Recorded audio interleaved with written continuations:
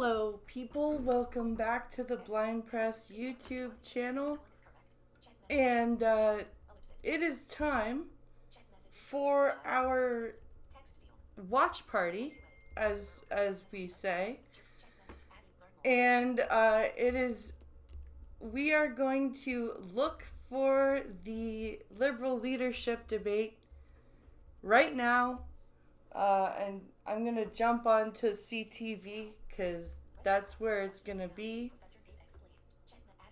and we're just gonna quickly catch up and see what we can see here.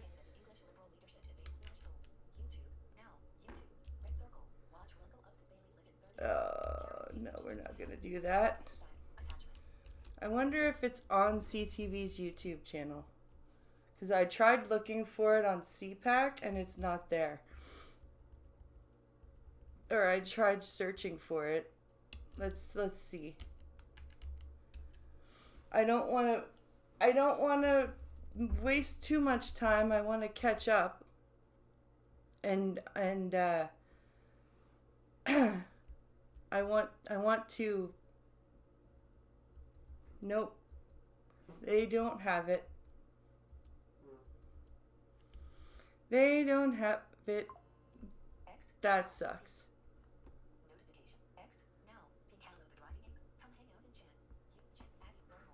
That sucks. Okay. We're gonna have to go for CTV.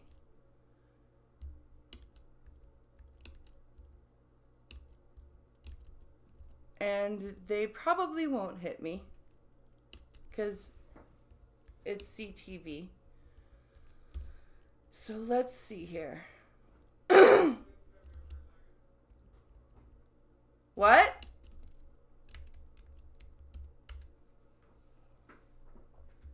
I'm trying to hurry up and find the actual thing here.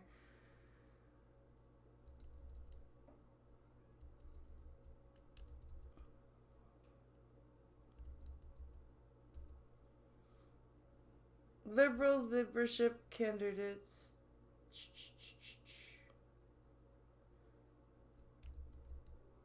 Nope, they don't have it. Fuck, where can I'm gonna have to go to their actual website.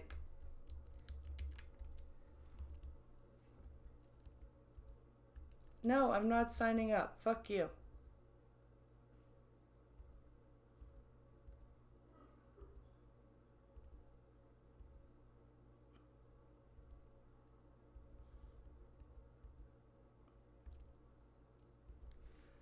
I don't want to create an account.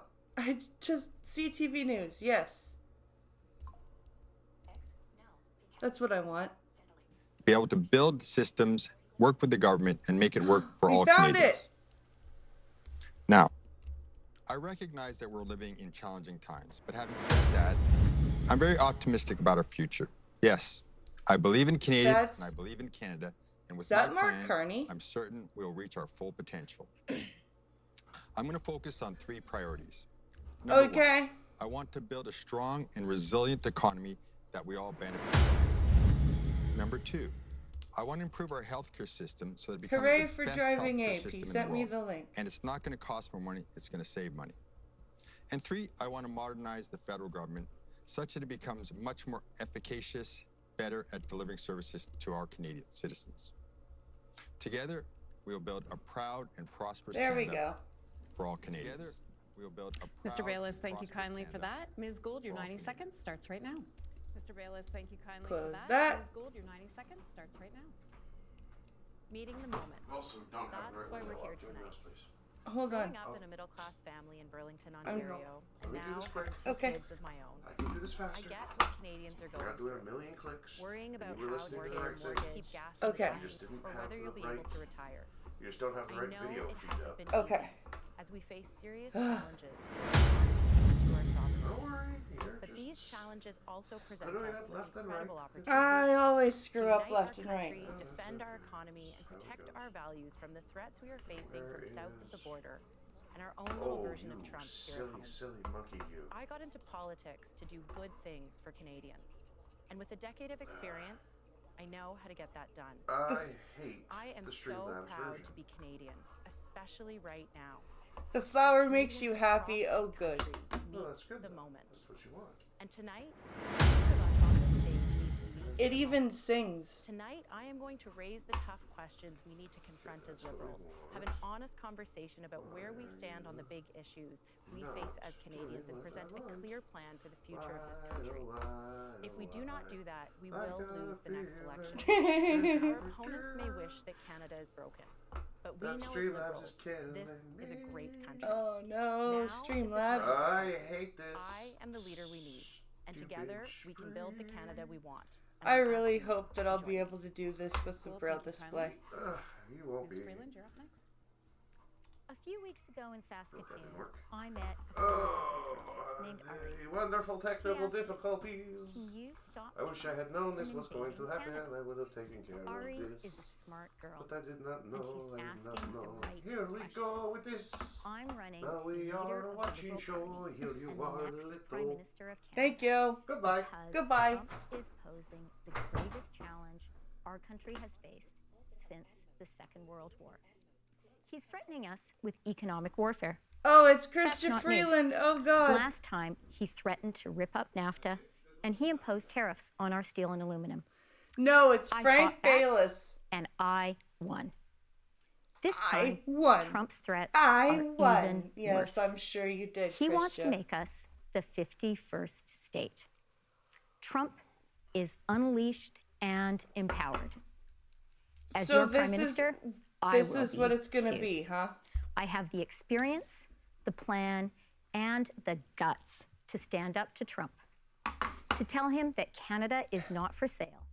And if he This hits is us, not a we'll fucking hit him general back. election. We need a leader who understands the seriousness of the challenge and is ready to meet it. A leader who can say to Ari and to everyone across our great country, I will fight for you. I will fight for Canada. And together, we will win. You Ms. are Freeland, thank you kindly. And we move now to Mark full of Carney. shit. Thank you very much. Good evening, everyone. My name is Mark Carney. I was born in the Northwest Territories, and I grew up in Edmonton. During my career, I've had the honor of serving our country, including as Oh, governor that's of the Mark Bank Carney. of Canada during the financial crisis of 2008. That is the same sunflower. Right now, as from my the colleagues have L Word said, with the super sad Canada episode with faces the one of the tennis most pro serious guys. crises Aw. in our history. To get through it, we will need to build a strong economy, and that requires big changes. Canadians have been telling me that they want change. They want positive change that builds this country. Yeah, I and can bring that you're change. not that change. I know how to 'cause manage you've crises. been behind the scenes I know for how to build like at strong least 5 economies. years. Yes, there are a lot of uncertainties. But during a crisis, it's important to distinguish what you can't control and what we can control. We can't change Donald Trump, but we can control our economic destiny. We are masters in our own The home. 51st state is a I troll. have a There are plan. 13-year-old A plan that puts Scientologists more who have money trolled back better in than pocket. this. A plan Yeah. that makes our companies more competitive. A plan that builds a strong economy that works for you. Canadians are ready to stand up for their country. I'm ready to stand with them and bring the right change for Canada. Thank you. Mr. Carney, thank None you. of Thank that you all. was how and you we're would going to lead the get party. right into our first theme of this evening, Canada's place in the world. So Oh my for all these God. 1-minute questions, you are all going to get that 1-minute That's- chance to answer the same question. These are questions you would pose in a general federal election, not a leadership debate. And that's where we're starting this evening. And I'm gonna be here's a saying warm-up that for a you tonight lot because tonight, it I comes think. from Deborah in British Columbia. But I think Deborah really is showing what many Canadians are asking right now. She asks, how will you stand up for Canada against U.S. President Donald Trump? But I would like to add to what she has to say, why are you the best person positioned to do this? And the order was picked ahead of time. And Mr. Bayless, you're first on this. 1 minute on the clock. So I've negotiated hundreds and hundreds of contracts with Americans over my 40-year career. And from time to time, I run into the So character you're of Mr. an Trump, old so it's not boomer new to me. man. On this point, I published Literally. a letter one day before his inauguration when I said clearly he's not going to put 25% tariffs on everything, but he is going to attack certain industries. The first one I said he's going to attack is steel. It's exactly what he did. I tell you this So to tell you're you that I know claiming how to be to deal the with it. And Nostradamus it's important of to understand politics? that Mr. Trump is a bully. Okay. And you do not give 1 inch to a bully. Oh, In he's that a case, bully. we Oh. cannot be learning this on He's the an job. idiot. That's where I come in. Stop giving this asshole so much power, you guys. He's dumb. I have the experience and the expertise to deal with Donald Just Trump. listen to him I can ramble predict for what a while. he'll do, and then I can help build our defenses to stop him from doing those things, and also counterattack, which unfortunately is going to be necessary. This way, I will protect our country, I will protect our economy, Yeah, this is to I will replace protect Trudeau. our culture, and I will protect our sovereignty. Bang on How? time for the 1 minute. Appreciate that, Mr. Bayless. Mr. Carney, over to you now. Thank you very much, Hannah. I think in a situation like this, you need experience in terms of crisis management. You need negotiating skills, but you also need economic expertise, because part of the way to deal with this situation is to do what we should have been doing and what we need to do as a country, which is to build a strong economy. So he thinks he can be the liberal Polyev, I think, because he's like, okay, well, the conservatives have this, like, economist guy for their leader. Well, I should do that. Now, That's we're going to what spend I time think. on building a strong economy, so Problem I'll go is through my that plan Polyev for has that had later. housing But let me and start other experience. by being clear. We will too. never, ever be part of the United States in any way, shape, or form.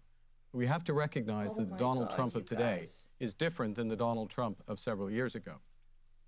Then his objective was to take more of our market. Now he wants to take our country. Let me finish This by is pointing like- out one other thing. Who's the worst person to stand up to Donald Trump? It's Pierre Poilievre. He worships the man. Oh, he does he? He worships Donald Trump. Where? He uses his language. It's not the right Where? person for our country at this crucial time. Again, thank you for Where sticking to does time on he that. Ms. use Gould, you're up. Donald Trump's language at all? Donald Trump is way more inflammatory than Pierre Poilievre. No. What the fuck are you Thanks, talking Hannah, about? and thanks, Deborah, for the question. Look, Oh, men look, like it's- Donald Trump have always underestimated leaders like me. Here we go. Here we go with the strong woman. But they underestimate me, and that's their mistake. And I think as Canadians, we know what that's like. We know how to stand up for who we Hear are me and to stand roar. up to bullies. And that's something that I've been doing in the House of Commons for the last decade. I know how to stand up to people like Pierre Poilievre, who, when it comes to Donald Trump, would rather imitate him than stand up for Where Canada. does I he know imitate Donald Trump? How to Oh stand my up God. to people who want to take from My us brain. what is rightfully ours. We're like We are 5 a minutes proud, into this sovereign and my country. brain is and as already... Canadians, we have so much to offer, but also the Americans depend on us. And you can't bring a calculator to a knife fight. You have What? to fight very strongly and with the right tools. And that's You can't bring a calculator to a knife fight. Karina, I think that sounded way better in your head. exactly what I'm going to do as Prime Minister. Ms. Gould, thank you kindly. We're going to move into our first 5-minute debate. I think you forgot Christia. Oh my gosh. That's no First mistake problem. by the moderator. Polyev scares me in terms of social programs, but I'm all for his immigration stance. I think his goal in long term is to have social programs available. But I think in short term, yeah, we are going to see some federal austerity when it comes to social programs. I agree with him about the way that they legalized drugs in BC was completely wrong. And I believe that his policy on providing more inpatient treatment to addicts that are severely addicted is probably a good idea. Hey, it's Costin. Ms. Gould, thank you kindly. We're going to move into our first 5-minute debate. Haha. I forgot, Christia. Oh my gosh. That's no First problem. mistake by the moderator. My apologies, Ms. Oh, that's even more telling. That's even more telling. Christia, you're not gonna win this. Freeland, thank you. Thanks, Hannah. Trump represents the biggest threat our country has seen since the Second World War. What threat was Hitler planning to come across the pond and take over Canada? I didn't read that part in history class. Like, even in my history class, I was not aware of an existential threat by Adolf Hitler to Canada, like actually the country itself. I have recognized that from the outset.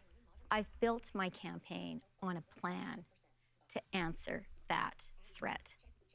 I do think, though, it is a big mistake for Canadians to think that because we can't change Trump, we can't negotiate with him. Of course we can't change him, but we can outwit him.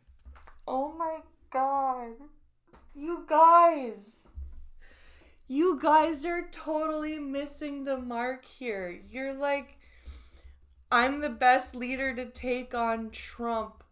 Meanwhile, there is so much more that you guys need to be discussing right now that isn't And the Trump. way to do that is by using our leverage, by recognizing that, yes, we depend Our on the leverage? U.S., but they depend on us too. We are their largest market by far. We sell them the things we need.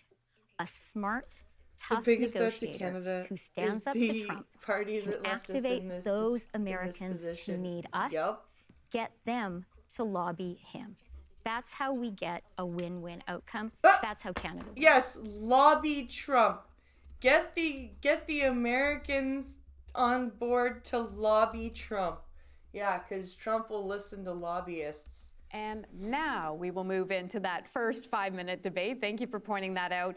This is an open debate. Mr. Thank Bayless, you for we'll start pointing out first that with- I forgot Christia Freeland, which basically shows the country that it's already been chosen. Mark Carney's pretty much already been picked to you. win this. Others can join in on this debate, but please try not to talk over each other too much. We will control that. So here's the question. Knowing the why is vital in negotiations, or you're essentially just negotiating against yourself. So why is President Trump doing this to Canada? Oh my President Lord. Trump wants to show that he has a win on the border. And he's got himself elected by saying he's going to deal with illegal immigration. And right away, he puts out a tweet saying there's a problem with Canada and Mexico. Why are we doing this? This is pure derangement syndrome at its finest. The problem is, for him, there is no problem with Canada. We know it, and the Americans know it. So he's trying to make one so that he can later solve it. Now, I want to point something out. This is not a negotiations. This is a shakedown. We have an agreement. He negotiated the agreement. He signed the agreement. The problem we have is he's not respecting the agreement. So you believe it's the border, is what I feel for you. I'm saying that that's his red herring, that he's trying to say we're a problem with the border that he's going to solve. Ms. Freeland. No, he's just trolling And then you Mr. guys. Carney. Trump is starting with us for a very simple reason. If you can show the world that you can beat up on Canada, your best friend, your reliable, trustworthy neighbor, then think about how the rest of the world feels. It is the demonstration effect. It is saying, if I can beat up on those guys, imagine what I can do to you. And that's why a smart Canadian strategy needs to start with looking for allies, working in the first instance This is with Mexico, insane to me. Panama, Denmark, and the EU, who all face the same sovereignty challenge. I think we need to invite the Secretary General of NATO to that first summit that I will host right after becoming Prime Minister. Working with our allies, we form a common front and stop Trump from doing what he wants to do, which is pick us off one after the other. Mr. He wants to pick us off. He's a big, mean, meanie head. Oh my Carney, lord. you're up next. I want to pick up on what Krista just said. I want to pick up on what because Chris I just think said and make underlying this all an this is echo what chamber. President Trump is looking for is to dominate the hemisphere. He wants to enlarge U.S. power into Canada, into Greenland, into the Panama Canal, as was just mentioned. So the stakes are very, very high. This is a serious crisis, not just an economic crisis, it's a crisis of sovereignty. So yes, we do need to build our allies. But interests of time, I'm going to add one other thing, and we'll come back to this later. We also need to build our economy. We need to build our economy right here. If we have one Canadian economy instead of 13, that more than outweighs the impact of what he's trying to do to us. So, Ms. Gould? yeah, thank you. And where, as I see where my colleagues are going, and I appreciate, I think all of that is probably true, except what did we just see in Ukraine? He did a deal with Putin for critical minerals in Ukraine. Who else has critical minerals? Canada. And so we need to understand what the U.S. is trying to do here, but we also need to make sure that we are standing up for our sovereignty and for our economy. You know, last night there was a bunch of conversations with colleagues who said, well, I'm not even going to talk to Donald Trump. Well, guess what? We don't have that choice. We have to talk to him. That is something that we absolutely have to do on behalf of Canadians. We might not like it, but that is the role of the Prime Minister to stand up and fight for Canada every single day. And that is exactly what I am going to do. Stand up for Canadians, stand up for our industries, and to say that we have leverage, we have things the U.S. wants, and we're not afraid to use them. And if that means that Americans are going to see increased prices or American industries are going to suffer, we will make sure that we put everything on the table as Canada because our sovereignty, our economy, our jobs are non-negotiable. Okay, Mr. Bayless, let's try to go 30 more seconds because we have more interactions here. Let me tell you the first thing I'm going to do. I'm going to go fly down and meet President Sheinbaum of Mexico. It's a very strong, smart lady. And I'm going to make a deal with her and say, look, we need to stand up together to Mr. Trump. He said he's putting 25% tariffs on both of us. He can't do that. It'll destroy his economy. So we need to call his bluff. And then what we need to do is take off the table what was already call given his for bluff nothing. like Colombia did. That'll work. That'll work real well. Which is the work that we were going to do on our border for $1.3 billion and the work that she was going to do on her border and say, you know what? That's off the table now. We're back to square zero. That's how I will deal with President Trump. Okay, Mr. Carney, you want to jump in, and then Ms. Freeland. Let me make 2 points. One is you have to be able to do more than one thing at one time as Prime Minister. Who is the so that means prettiest building the mineral economy. resource It holder means of negotiating all? with allies, leveraging our critical minerals, leveraging our clean energy with those allies. That's critically important. And hitting hard with a real negotiation with President Trump, which includes dollar-for-dollar tariffs, includes using all the cards potentially that we have. Dollar-for-dollar tariffs. As the U.S.'s largest client. But yesterday, let me get Ms. Freeland in first, and then just 1 second, Ms. Freeland, and then I'll come to you, Ms. Gould. Recognize about President Trump is with him, weakness is a provocation, and capitulation is not a negotiating strategy. The great thing is right now, Canadians get it. There is this wave of patriotism in Canada, and Canadians it's not are going to stand and fight for it's Canada. anti-Trumpism, and most of the people that are buying up Canadian flags right now were burning them a year ago, and it's disgusting. And rally that wave of patriotism. I'm the leader who can do that. Ms. Gould. Thank you. Well, one thing that I would You're like to the ask leader Mr. that Carney, can because rally yesterday patriots. he made Oh, some mentions please. of sectors that he would protect over others. And I think what is really important is to understand which sectors you're willing to protect, but which sectors you would negotiate away. And that is something that I think as Canadians we need to understand, because as Prime Minister, I'm not going to negotiate any of those sectors away. I'm going to stand up for people in every single province and territory, every single sector, to make sure that we protect Canadian jobs and protect our industries. Okay, as moderator, all due respect, I'm going to try to ask the questions, but I am going to give Mr. Carney the opportunity to respond to that as well, Ms. So let me be clear about a few things. One, not everyone would have watched the debate last night. So in a negotiation, if there are things that should never enter into the negotiation, language, culture, our water, you make clear at the start. Our lumber, our oil, dare I say our hydro. Of the negotiation, that they are off the table.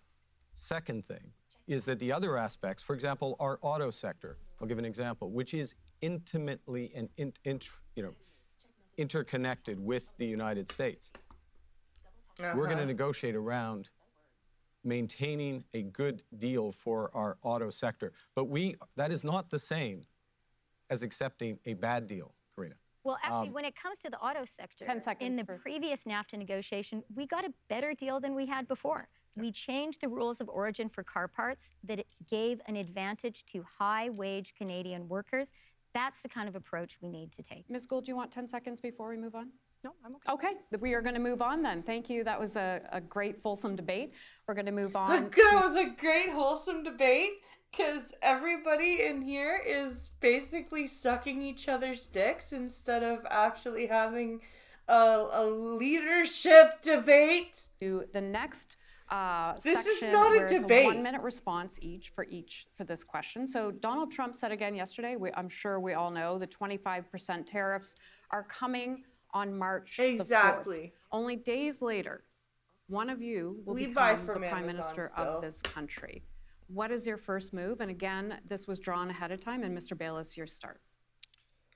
So, first of all, I 'Cause, don't like, take him at his word. We still buy from like Amazon and like Giant Tiger and Walmart and stuff because we can't afford to, like, I would love to go and buy shoes and stuff at the local shoe store here for the kids, but they're a bit more expensive.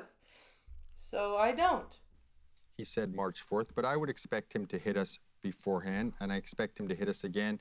What he's going to do is look at He's gonna industries hit where us. he has overcapacity in the United States, because he'll be thinking that's going Like to hurt a the American economy the Big, least, bad, I should say. abusive man. So where I'm going to be looking at softwood lumber, and I'm going to be looking at dairy as the next two industries he's going to attack. And what we're going to be doing is supporting those industries completely. We're not going to let him take our jobs away. And we're going to be putting into place very intelligent counter tariffs.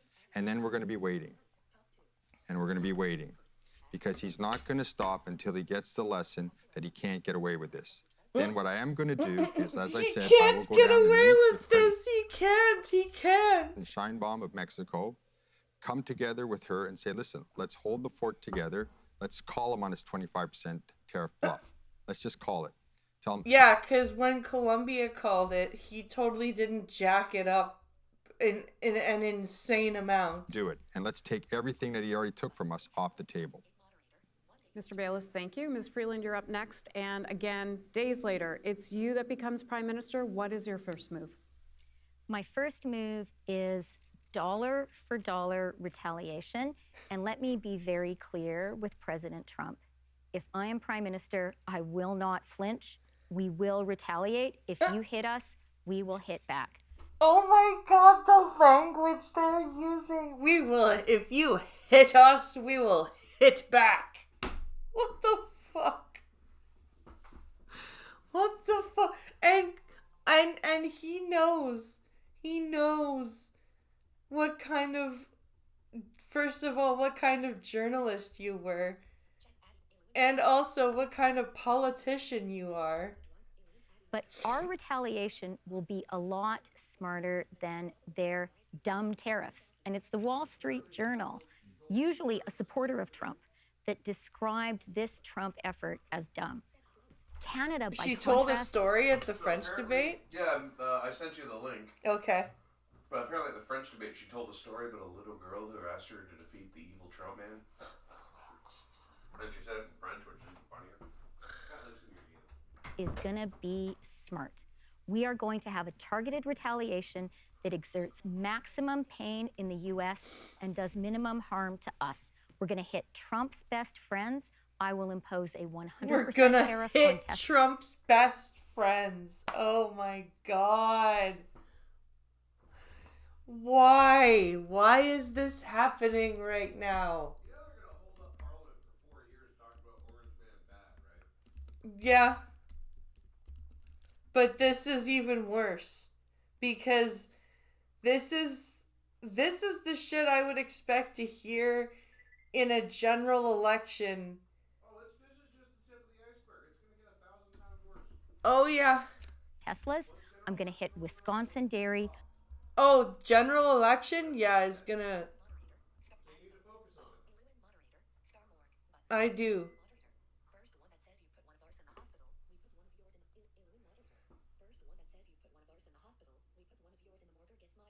First one who says you put one of ours in the hospital, we put one of yours in the morgue gets me my vote.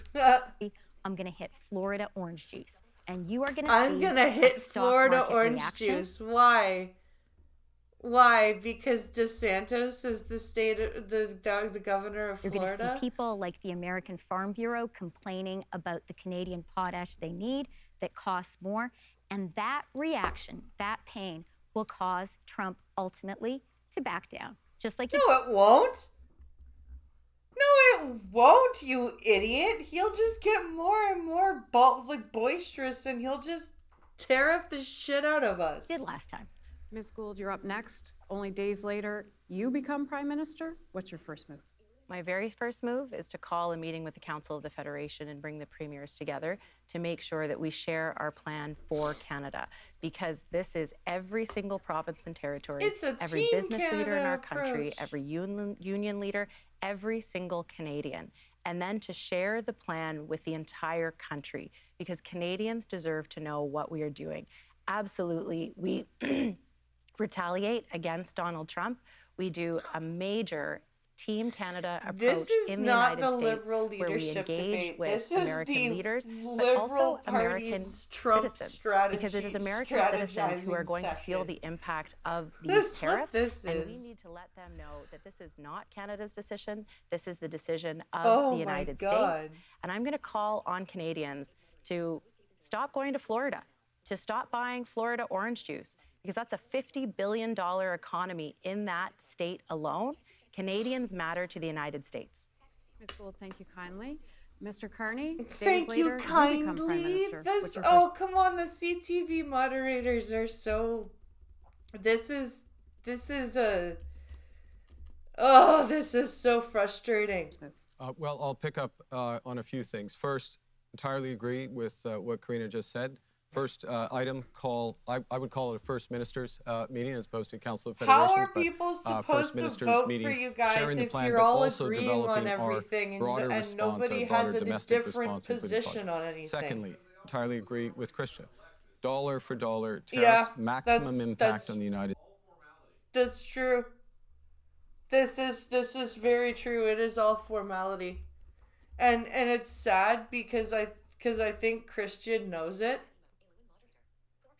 I don't think Karina knows it though. United States, minimal impact here in Canada. Thirdly, poor Karina, everyone got his hairstylist. Put them on notice on the broader aspects of our commercial relationship. Pardon? The longest pregnant woman in existence. Yeah, she was pregnant for a while. We are their largest supplier of energy. We are their largest supplier of electricity. We are their largest supplier of uranium. I could go on, but I will exhaust all my time. There is the first signs in the United States now of the economic impact of the Trump policies. We will amplify that, and that will begin to create the leverage. And then I will call President Trump. And then you'll call President Trump. Well, it's going to be a long day. Okay, Mr. Carney, thank you. It's going to be a long day. When I become Prime Minister. He almost said that. He almost said the when part out loud. Section. I'm going to start with you on this. Others can jump in. Again, if we can try not to talk over each other. Ms. Gould, what do you think Canada should be doing with our allies? And we did hear some discussion in the opening statements about this, given the shifting geopolitical sands around the globe. Well, look, I mentioned that over the past week, Donald Trump has been negotiating given the away shifting Ukraine. Political sands around the globe, you mean given that people are starting to wake up and not deal with this woke bullshit anymore? Sovereignty and their territorial integrity. We saw President Trump abandon the free world throughout this process. Holy shit, Mark Carney looks a lot like Jordan to shore Peterson, up not our exactly, allies but if they with said they were democracies around the world, because our democracy Really? is under threat. We need to protect the values that we care about. What does that look like? It means reaching the 2% NATO target, not because the U.S. asked us to, but because we need to as Canadians. It means making sure that we stand up for our values around the world, that we continue with our important international assistance. We saw Trump take away from USAID. Canada can't fill that void, but we stand up for our values around the world, that we continue with our important international assistance. We saw Trump take away from USAID. Canada can't fill that void, but we can maintain our commitments. It's not our job to fill that void. There shouldn't be a void because none of that shit was necessary. Holy fuck.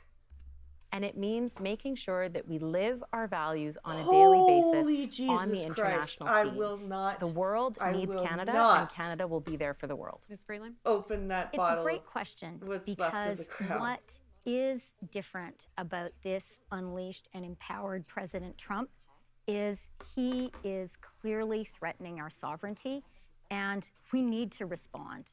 For the first time, the U.S., rather than guaranteeing, for the first time since the Second World War, rather than guaranteeing the rules-based order, the U.S. is turning predator. And whoa!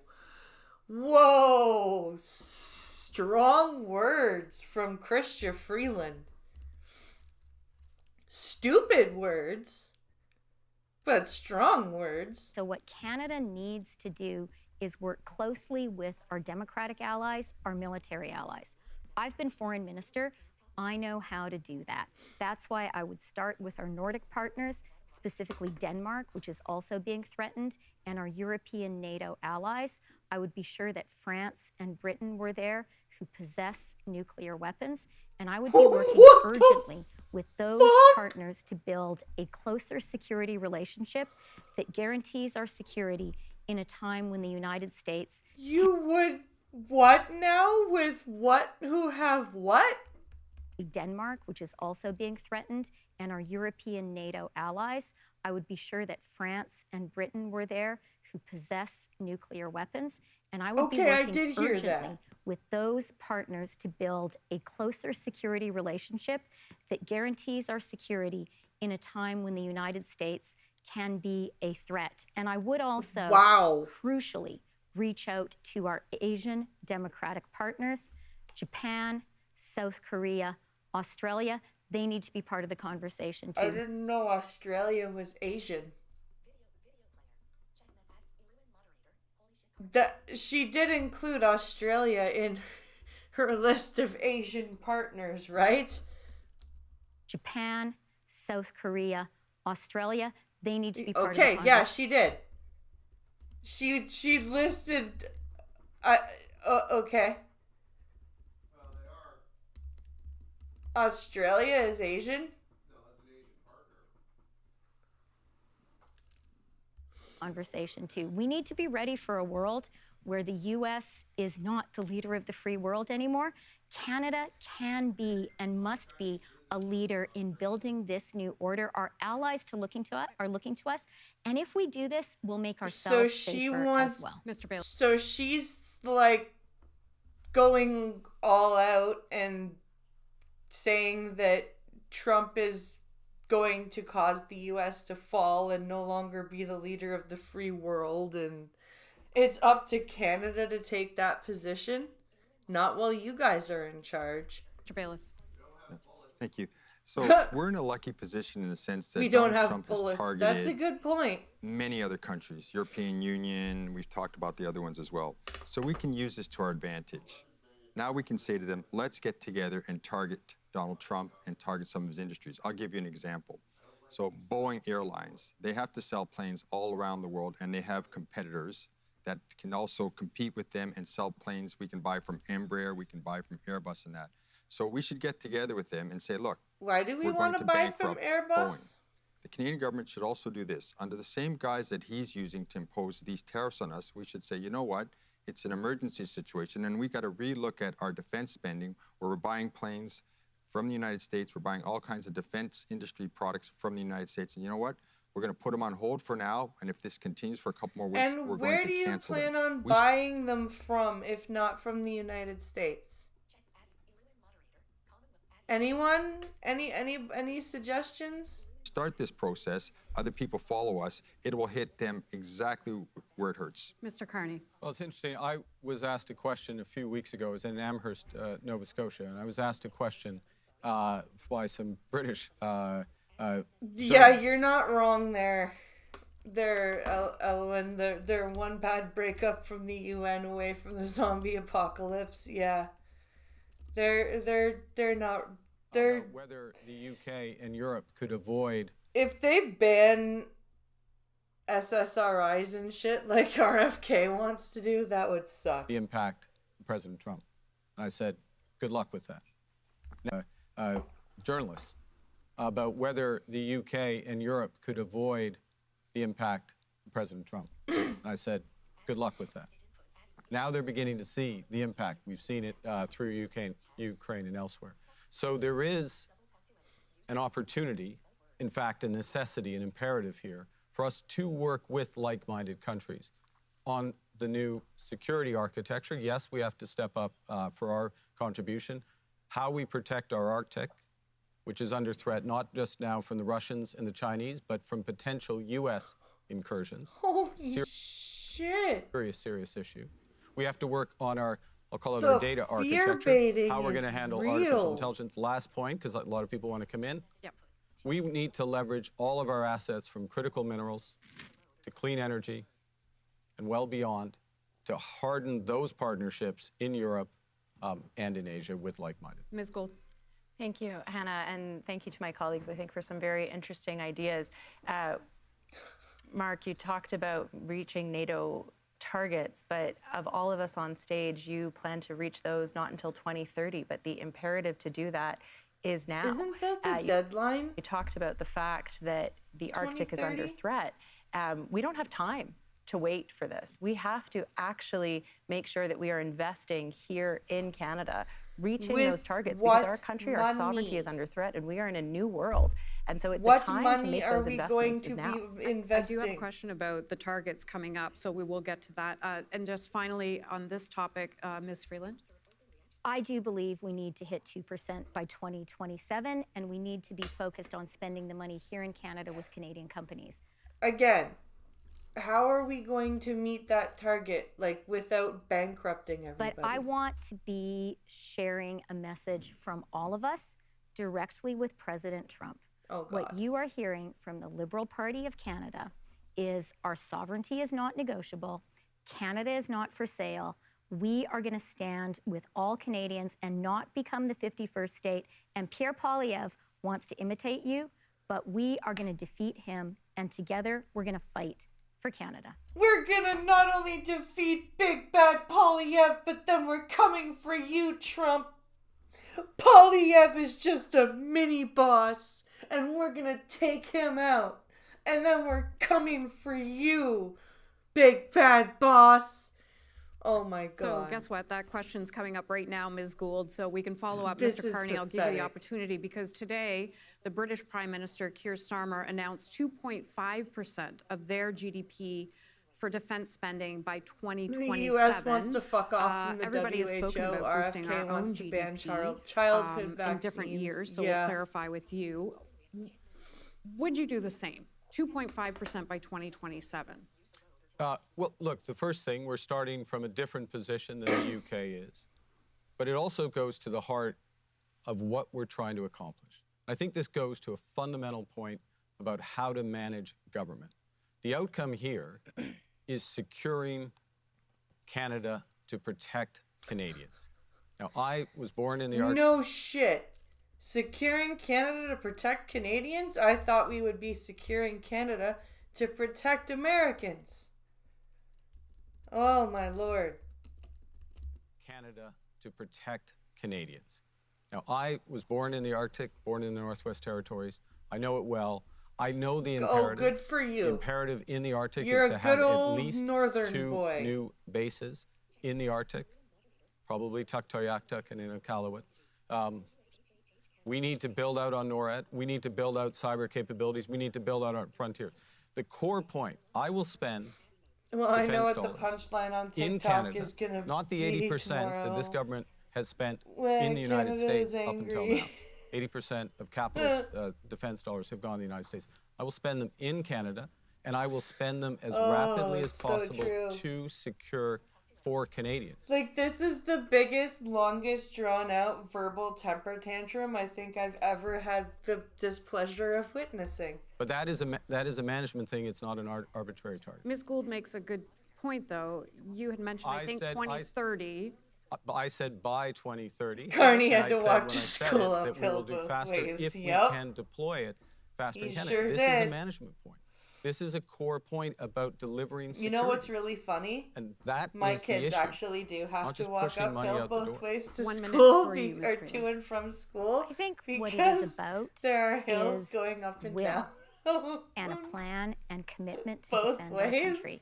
So I've put forward a plan to hit 2% by 2027. So they can actually say It that. is critical that we spend that money here in Canada on Canadian companies, and we need to be thinking about the next generation of warfare. As we're seeing in Ukraine, drones, AI, these are really important. Our 2% should not be about sending checks to the United States. Critically, we need a plan to defend our own borders, very particularly the Arctic. Oh, and we now you care about defense. Now you care about protecting our borders from, like, anything. to be working with our Nordic Fuck and you, EU all NATO partners. 4 of you. They have nuclear weapons. We need to say to them, we need a plan to protect and defend our shared Arctic without the US, and Canada will step up because it's our sovereignty that's at stake as well. Mr. Bayless, you have 1 minute now. Yeah, so about a year ago, I published a letter and said that we should meet our 2% GDP in defense spending and that we should do it by 2030. That was a 6-year time frame. And even at 6 years, to do it intelligently, it's actually quite compressed. So anybody can spend money and everybody can waste money. But to do it intelligently, Yeah, such that as it impacts your and party comes has into Canada, demonstrated in the and last we're buying 9 Canadian years. products, Canadian services, and that's not as easy. So I can't say that we would get to 2% in 3 or 4 years. I don't think that's doable in an intelligent way. There are some things we can do, which I did say, which is we should pay our armed forces much better.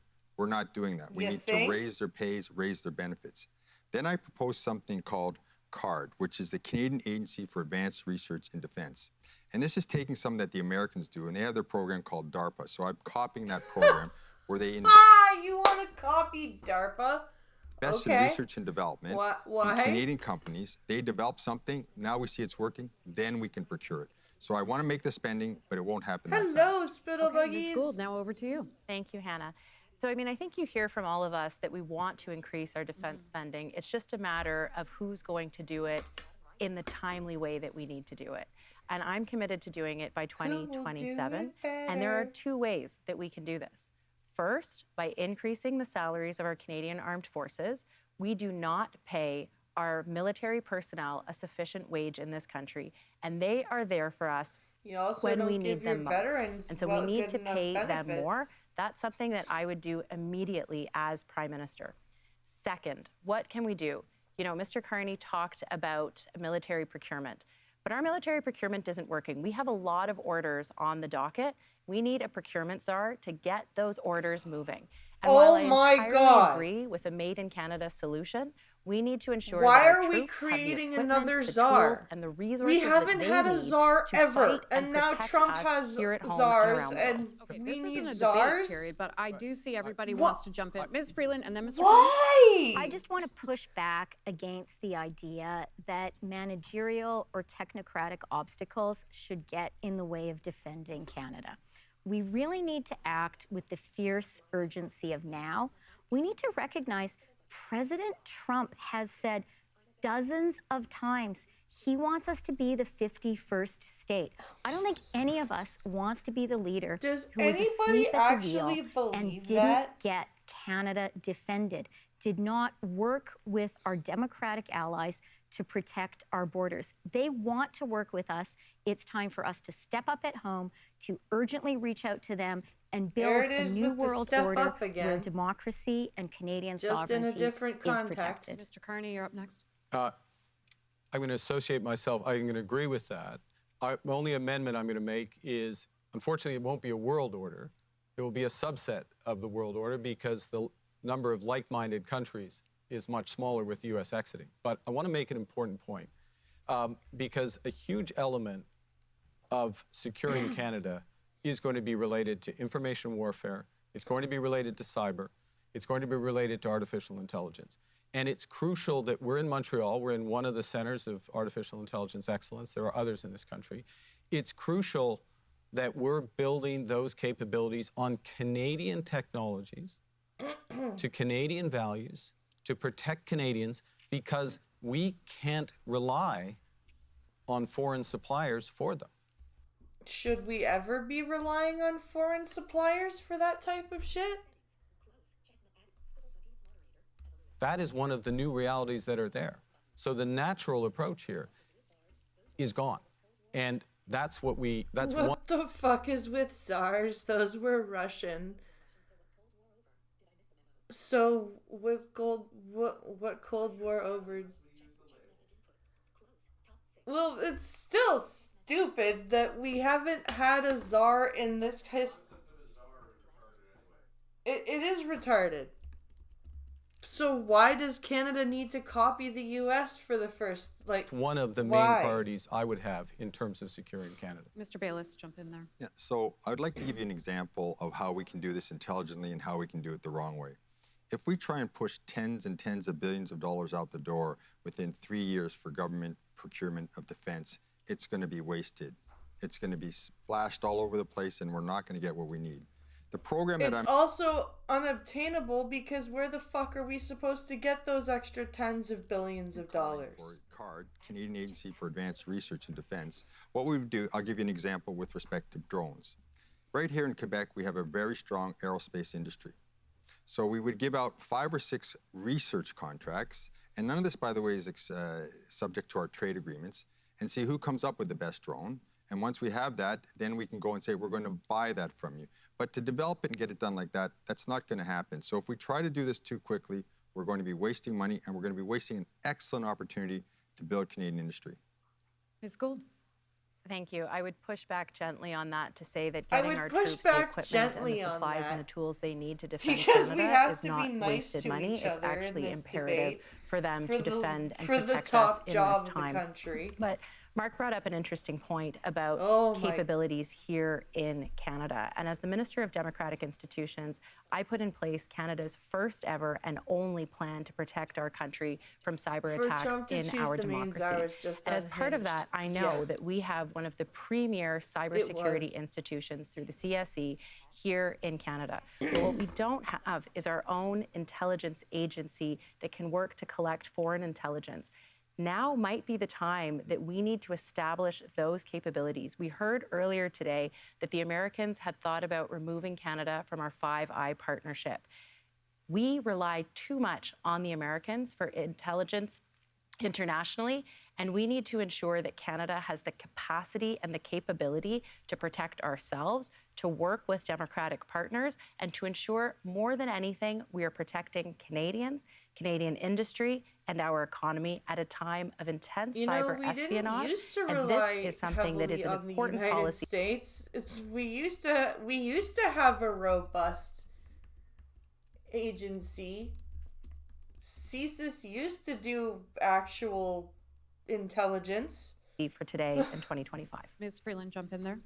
You know, I really believe in Canada and Canadians, and there is this wave of passion in our country to defend our country. One of the reasons that I decided to run for the leadership is I had a conversation after Trump made his 51st state threat with a couple of very brilliant young technologists who worked with Jeff Hinton, the Nobel Prize-winning father of AI. And they said to me, we know what's happening in Ukraine, and we see how technologists are leading the fight. We are patriotic Canadians. We believe in our country. We need a government that gets that invests in us, because we are ready to stand on guard for Canada. We stand on guard for thee behind our keyboards.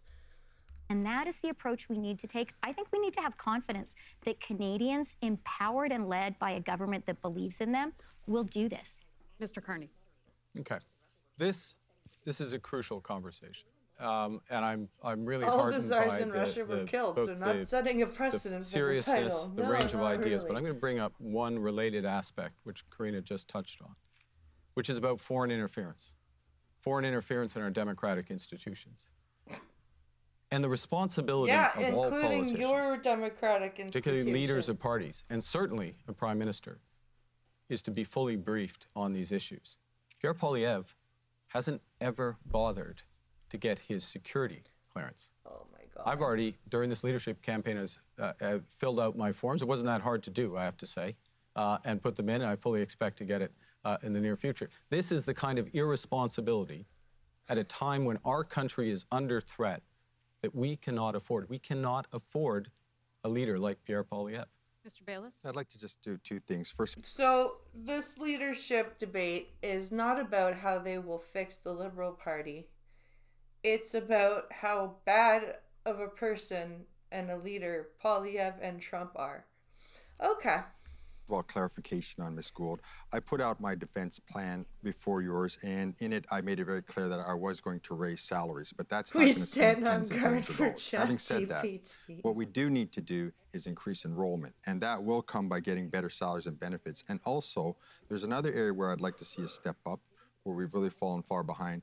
We're down to 33 UN peacekeepers in the world. This is not acceptable for Canada, the country that brought peacekeeping to the world. So I'd like to really invest in recruiting, strengthening the number of people in our armed forces, and putting some out in peacekeeping roles. I want to thank you all. That was a great first theme. We are going to move on now to the second theme of this evening. And this is going to be a question for all of you. It's a 1-minute question. And I'm going to start with Mr. Carney this time. So Canadians are living in tough economic times. As Prime Minister, what would your priority be to strengthen our economy?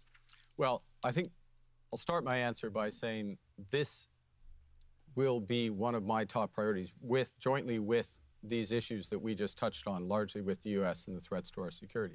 A focus on building our economy on several layers. First and foremost, this is a time to build. We have an enormous opportunity to build our economy. That means building millions of homes. We're millions of homes short in this country. Everyone who's trying to buy a home is aware of that, and particularly young. How are you supposed to build millions of homes unless they are cardboard homes? It's building infrastructure, both conventional energy infrastructure and clean energy infrastructure. It's building up on the conversation we just had, on intelligence infrastructure. It is diversifying our trade partners with new trading routes, and it's creating one Canadian economy instead of 13. That's what's necessary to move this country forward from where we are today, which has become quite a weak position economically. We will dig into some of those topics. There you go. Ms. Gould, you're up next. Thanks, Hannah. Like all food, because there's what's it called? The taxes on some stuff is still like some food stuff is still taxed. But yeah, all I think food your question was actually about the cost of living for Canadians. It wasn't about, the macroeconomic picture, which we know is doing okay for Canada. But when Canadians and build affordable low-income don't housing, feel not like condos. that, it's not working for them. Yeah, and make the low-income housing not a fire hazard. Glad to hear, my colleague talk about housing. It's one of the first times I've heard him talk about it during this campaign. I put out a very bold, ambitious plan on housing that would eliminate homelessness, that would build millions of homes, and it would help first-time homebuyers get into the market. I've proposed a 1% GST tax cut from 5 to 4%. Give people incentives to get out of metropolises. Yeah, that's a good plan. Good point, honey. Canadians with the immediate cost of everything. And I've put forward a plan to modernize our social safety net and put us on a path towards a basic income. Canadians are struggling. So we can need to help them make ends meet. That's what leadership looks like, and that's what the economy means to me. It's about people. Ms. Gould, thank you. Mr. Bayless, you're up for a minute. Yes, I put together a plan, an economic plan. I call it my prosperity plan. And I'm going to bring fiscal discipline to Ottawa. And yes, we're going to have to stop running deficits. It has a direct impact on the value of our dollar. Exactly how do you plan to stop running a deficit So I will at this not point? be cutting the GST. Like, even if you stop all frivolous expenditures before you try to get the books back to balanced, how do you not run a deficit? And that has a direct impact on affordability. So I will not be cutting the GST. Of course not. I'm going to modernize our healthcare system to get it to do a lot better with less. That's our biggest spend. So we can do a lot better with less. Oh, that's a terrifying statement. Provinces, our biggest transfer from the federal government. A lot better with less. That's our biggest spend for provinces, our biggest transfer from the federal government. I'm going to increase productivity. Increasing mental this is something I know removes from the my fire work in problem business, borders. but it's something as That's well that I'm true. going to bring to government. And also, I'm going to do a lot of procurement as much as possible within our trade rules from Canadian companies. Together, this is going to put us on the right path. Now, people say, what date? What date, Frank, are you going to end deficits? I can't give you a date. But what I can't give you a date that I'm going to end deficits. But we need to end deficits. Oh, Frank. I can say is this. We're going to stop going down this pathway, and we're going to start going down this pathway of budgetary balanced budgets. And this is going to raise our dollar. And that'll be better for everyone in the long run. Okay, and 1 minute now. Does he even know what he's saying right now? We're not going to go down this path. We're going to go down this path of budgetary balanced budgets. That is verbatim what we just heard. We're going to start going down this pathway of budgetary balanced budgets. And the budget will balance itself. This is going to raise our dollar, and that'll be better for everyone in the long run. Okay, and 1 minute now to Ms. Freeland. All economic plans today have to start with an effective response to President Trump. Oh my God. He is the biggest economic menace our country and Canadians are facing. I have a plan to make us united. We had 5 minutes free of Trump talk, and now we're back to Trump. Strong and smart. Jesus Christ. To win. I think we also all recognize that President Trump is also handing us a golden opportunity.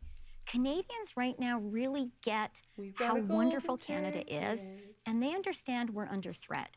And so today we have a chance, a once-in-a-generation chance, to make Canada stronger, richer, more prosperous, more resilient. I'm going to seize that opportunity. I'm going to cut interprovincial trade barriers. I'm going to cut red tape and get things built. Why couldn't you do any of this as finance minister for the past 4 years? I'm going to use government procurement not to send checks to the U.S., but to invest in Canadian jobs and Canadian companies. That's how we make Canada stronger, more resilient. That's how we stand up to President Trump. We are going to move into the 5-minute section, so I'm just going to lead off with a question, but I'm sure you may have things you want to jump in on each. Lead off with this question. Why can't you stop talking about President Trump? Candidate. Mr. Carney, you will start this 5-minute debate. Others can jump in. Last year in Canada, there were over 2 million visits to food banks. That's the highest in our history. For people who are at home, how would you make it more affordable for them? How many minutes do you think it will be before they blame Trump for the 2 million food bank visits that we've seen last year under the when Joe Biden was president? Okay. I would like to come back to some of the points raised, but this is such an important issue. I'll go straight to affordability. You know, what's happened in this economy over the last 5 years is that people's wages have not kept up They need to with the stop rise in saying prices. Trump. So that's we've had the average family of 4, that's how their they food summon basket has gone up Seriously, Beetlejuice by more than is a cautionary 25%. The tale. wages haven't kept pace with that. So, and we see the growth in food banks, but we 30 see seconds. every day middle-class families I struggling can't say as it a for another consequence. 30 seconds. So a huge range of things need to be done to improve affordability. And let me list some of those because they're crucial. The first thing is my government will make a middle-class tax cut. Secondly, Oh, you my think government it'll do will 30 remove, seconds before as, they bring up Ms. Trump Freeland again? will remove the GST for first-time home buyers. This Oh my God, he's gonna steal Poilievre's idea? Remove the GST for first-time home buyers? is a crucial point, getting on the home ladder. We need to, if we have one Canadian economy. No, it wouldn't. The whole plan for that whole GST on first-time home buyers, Yeah. on all the sides, Yeah. is literally it has to do with new homes for one. They have to be newly manufactured. Oh. Okay, and there is a minimum, just like the taxes, just like the write-offs for when I bought this house. Yeah. There's actually minimums in Oh. order for it to be effective. That's why the tax write-off for the purchase of this house was only like $1,000. Oh, right. The 14 to 20,000 we were told. Right. That's why. Because they lied. Well, that sucks. We can reduce prices by 15%. To write off $30,000 in fuel, but I don't. Why not? I don't know. There's some rules in place that say I can't. Oh. And that asshole right there, Kearney boy, is probably one of the reasons. Probably. If we have greater competition in our economy, which my government will deliver, in groceries, in broadband, in transportation, Competition in groceries that and will help people move broadband ahead. and transportation. So we have to tackle the affordability issue across the board. Last point, absolutely have to keep in place the progress that the government has made on crucial things such as childcare, on dental care, and farmer care, because that helps those who are most vulnerable. We'll talk a little bit about healthcare soon too. Ms. Gould, you're up next. Oh, you will talk a little bit about healthcare, will you? Okay. Well, I'm going to take a little minute to go to the bathroom. So I'll be right back. And then we'll continue with this nonsense.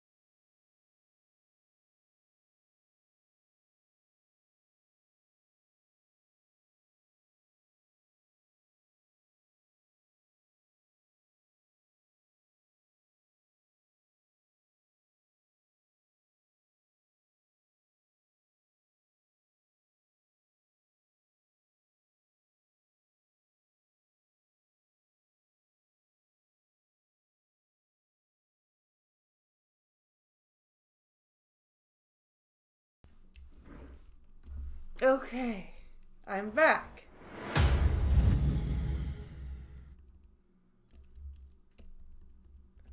And let's push play. Thank you, Hannah. You know, when my colleagues talk about households, I talk about families. When they talk about, you know, the macro picture, I talk about families because because I have a child I now. was able to deliver affordable childcare for families across this country, and I would expand that to include before and after school care as well. If the Liberals won me over provincially with the doubled ODSP, yep.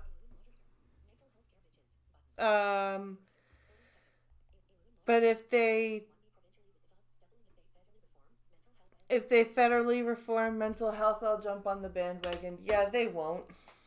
They don't care. The people who are going to food banks, we're talking about the most vulnerable in our society. A middle-class tax They're the cut ones that caused the fucking fentanyl epidemic in this country. They don't give a shit about the GST mental health. on new homes isn't going to help those folks. But you know what will? Modernizing our social safety net, making sure that seniors who live on a fixed income, persons with disabilities, Folks who have lost their job, who need support to retrain and rebound, are better off. And that's why I'm talking about opening a path towards a basic income. Poverty costs money.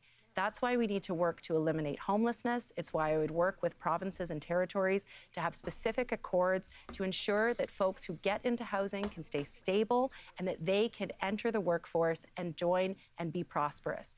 We need to tackle poverty in this country. It is urgent for us to do, and it is something that I am promising that I will work on with Canadians to ensure that every person in this country has a real, viable opportunity for success. How they would do all of this shit. I am so glad to have childcare mentioned as... Pardon? It's the underpants gnome thing. It feels one. Yes. Finance minister, one of the things I was so grateful to be able to do was to introduce in my first budget a national system of early learning and childcare. And it was wonderful to work first with Ahmed Hussein, get that first crucial deal with BC and a bunch more. And then Ahmed handed the baton to Karina, and we worked together. This is generational. It's transformational for Canada. Yep. Kiss each other's asses. This is not a... Oh my God, they don't understand what adversarial debating is, do they? My affordability plan includes 100,000 more childcare places. It includes 100,000 more childcare places. Where? How? Are you gonna pay for them properly? Includes a cut on credit card fees. It includes a cut on taxes for first-time home buyers. And the critical thing for us to all remember is the real threat to Canadian families, the real threat to people working really hard and struggling to get by is not anyone on this stage. It is Pierre Poilievre. Oh, I was wrong. It's not Donald Trump. It's now Pierre Poilievre.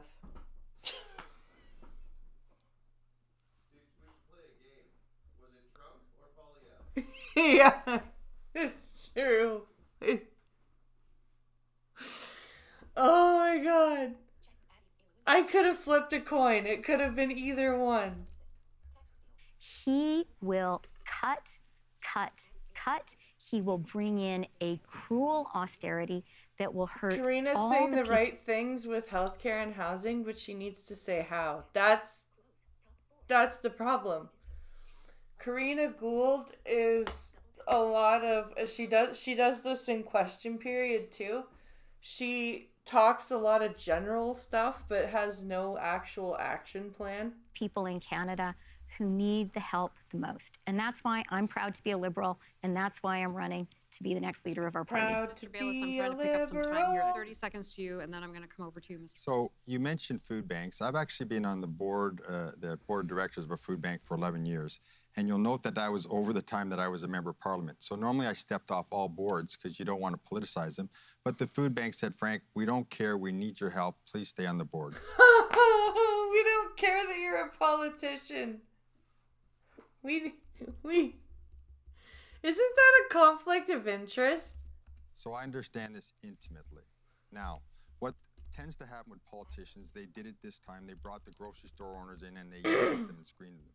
But the reality is this. If you want to buy an orange, that grocery store has to go buy it in the United States in US dollars, bring it to Canada, convert it to Canadian dollars. Every time our dollar goes down, that price of that orange goes up. Now, if we want to get that... Well done! You just did fucking 7th grade economics. Down, working, we need to bring our dollar up and bring oranges, bananas, everything else down. That's the solution. What? Mr. Carney? Wait. The grocery store has to go buy it. Tends to happen with politicians. They did it this time. They brought the grocery store owners in and they yelled at them and screamed at them. But the reality is this.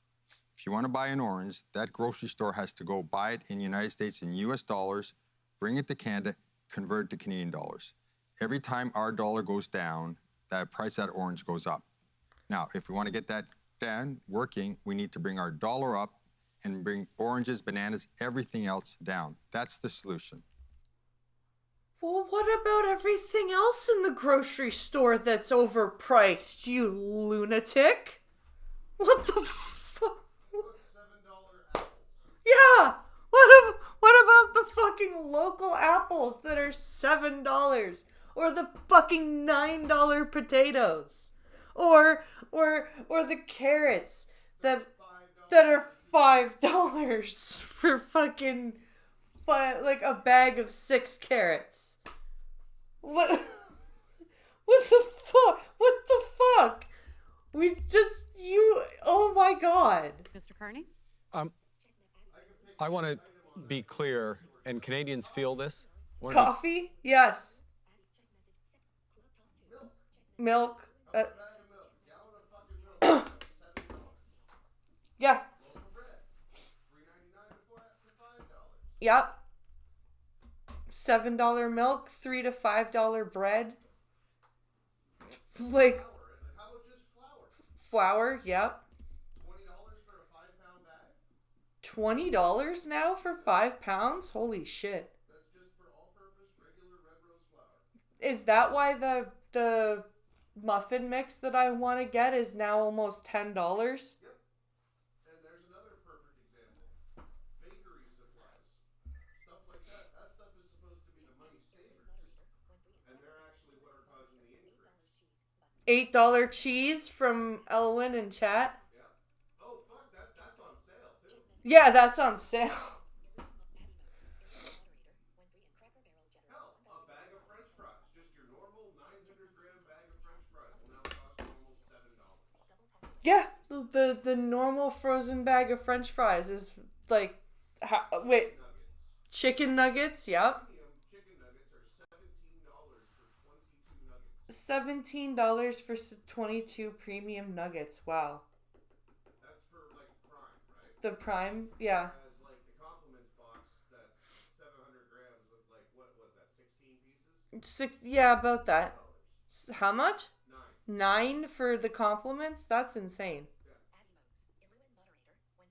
But then I go today, for instance, and all that bread I bought, the 2 loaves of fresh bake, Yeah. the giant bag of 24 buns, Yeah. the 20 croissants, 12 cheese sticks, big fucking cheese sticks, Yeah. right? And then my Capuccello meat, right? That Yeah. came out. That alone, that came out to $40. Yeah.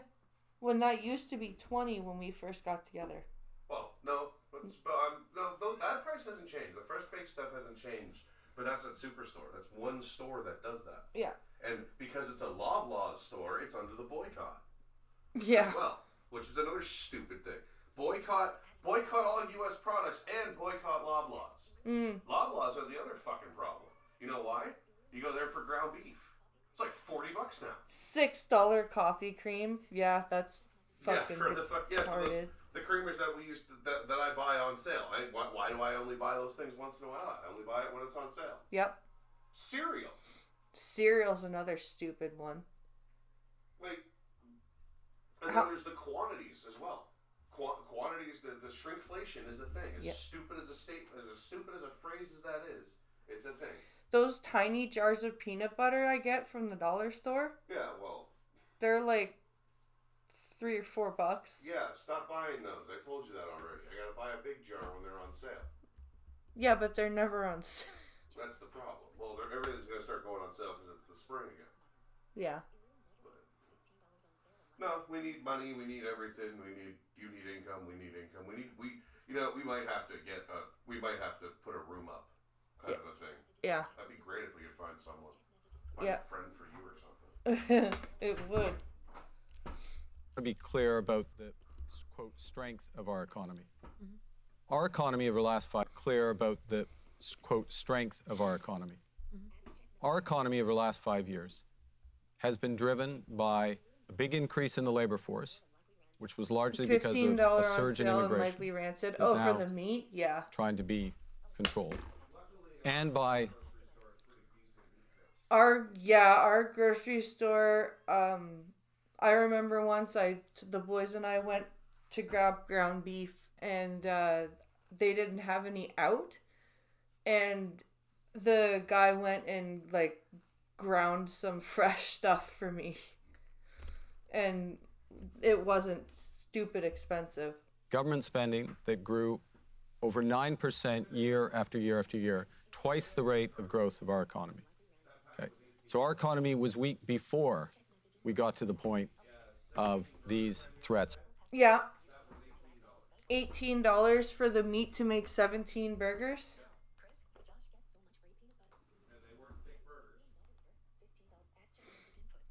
From President Trump. That's why we need big changes. That's the reason I'm here. That's why we need big changes to how we're managing this economy. I want to make one last point, which goes to workers. My plan, it's a time to build across this economy. We can go into more detail. Yeah, go buy a free shirt. Or a mug. It is going to be a great or time both going forward to be a worker in Canada. It is going to be a great time to be in the trades in Canada because we are going to build this country across this country for Canadians and with Canadians. Ms. Gould, I'm going to give you 30 seconds. We are out of time, but I want to... Look, I'm not going to talk down Canada. I am only ever going to be a champion for this country. And when it comes to the question that was asked about poverty, we actually have to talk about people in poverty and what their lived experience is. When I was the Minister of Families, I worked on a national school food program that is now going to be supporting thousands of kids across this country and delivered childcare. But let's be clear, poverty costs us money, and investing to tackle and end poverty, like things like the Canada Child Benefit or increasing senior supports, is going to benefit all of us. And 30 seconds. And what about this $200 a month pittance disability benefit that then we'll move on. I just want to say really quickly that we need to be really careful not to repeat conservative talking points. Canada most definitely is not broken.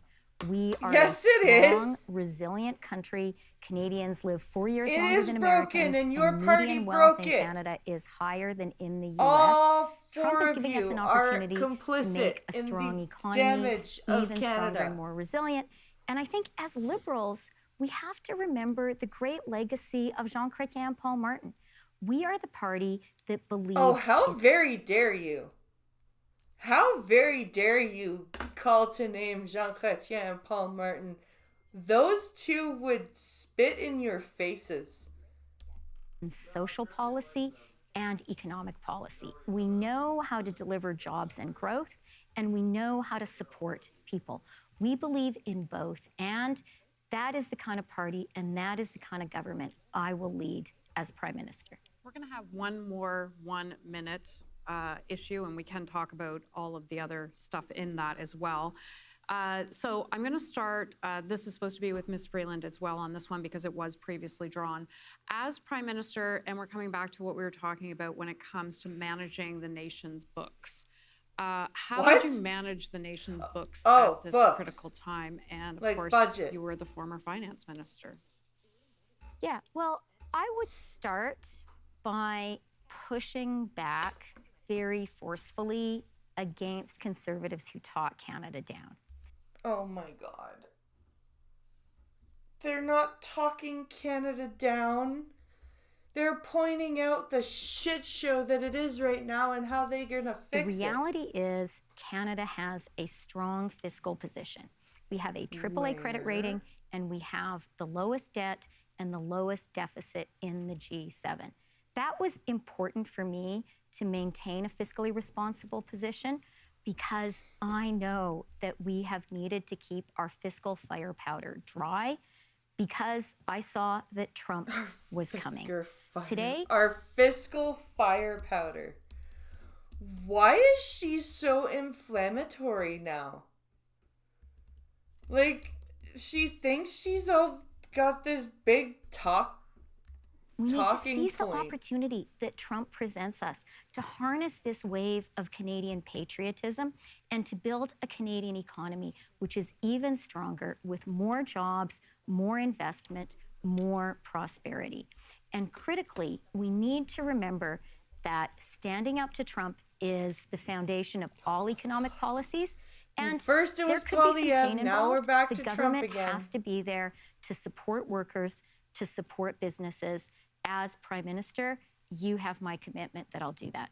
Mr. Bayless, your 1 minute starts now. So as I mentioned, I'm going to bring fiscal discipline to Ottawa. Now, when I say that, a lot of people think, okay, is he going to cut services or is he going to raise taxes? It's neither. There's a third option, which is to increase productivity. So if we increase productivity, we increase richness, we increase our tax base and everything. Now, as a business owner, I've done that. When I brought a company from 2 people to 1,000. I know how to invest intelligently. Wait, how did increase you do that productivity. if you've been a And to politician that, for 40 years? as I mentioned, I've also How been old elected. are you, dude? So I'm the one person here that understands both sides of the coin. And I'm going to use that skill set to then say, okay, how do we put in place government programs that are going to help the economy work, government programs that are going to be à la bénéfice, to the benefit of businesses, and take away ones that are hurting, such as, for example, I wrote well over a year ago that the increase in capital gains was a very bad idea because it goes against what we want. It discourages investments when we want to encourage them. Ms. Gould, you're up next. Thank you, Hannah. Look, I'm all for increasing productivity. And in fact, last week, I announced a plan to create 1 million new entrepreneurs in this country. I'm the daughter of a small business owner. I grew up working in the family business, and I think we need to unleash that economic potential. But if someone tells you that they're going to balance the books in a very short period of time, increasing our productivity in that period of time is not going to be sufficient. And at a time when we are facing potentially one of the greatest economic shocks our country has experienced, we need to ensure that the government can be there for Canadians, like the federal government was during the pandemic with the Canada Emergency Response benefit. Okay, all of these people were responsible for the Canada Emergency Response benefit. Business loan as well as the wage subsidy, because we will win against Donald Trump. But we need to ensure that Canadians have the income support they need and the jobs to get to when we eventually win. Thank you. When we eventually win. Yeah, that's not going to happen. I'm very sorry, but you guys are not going to win. Barney, the last in the 1 minute. Okay, well, it was my privilege to work with Paul Martin when he balanced the books and kept the books balanced. And one of the lessons of that is the need for government to continue to focus on how effectively it is spending precious taxpayers' dollars. In other words, a focus on the outcomes of programs as opposed to the dollars going in. And one thing you can see is that the scale of increase in spending and the scale of increase in the public service hasn't been matched by greater productivity in certain areas. So the focus does have to go to that in order to create the room and maintain the room for those social programs, because that is what the Liberal Party is about. One of the core things, which is to manage responsibly our fiscal position so that we can support the vulnerable in society, so we can move forward as a society. So, does he even believe what he's saying? I don't feel like he believes what he's saying. We need to spend less and invest more as a country. We're going to move into a 6-minute debate on this. Yes, because this is something we want to continue to discuss. Ms. Freeland, I'll go to you first on this one. Productivity seems to be sort of a sleeper issue. When you mention it to Canadians, they go, sleeper issue. How will you fix productivity in this country? Well, I think that President Trump is giving us this golden opportunity to fix some of the long-standing, well-known obstacles to Canada being more productive. You know, if I had... It's a good thing I decided not to do any alcohol Interprovincial intake trade during this stream, because if I had done a shot for every time they said Trump... And we now have the will to do it. Recognizing foreign credentials of people who are already here. You know, that famous person we all know who is driving a taxi but is a nurse or a doctor. That's another example. Another one is... Pardon?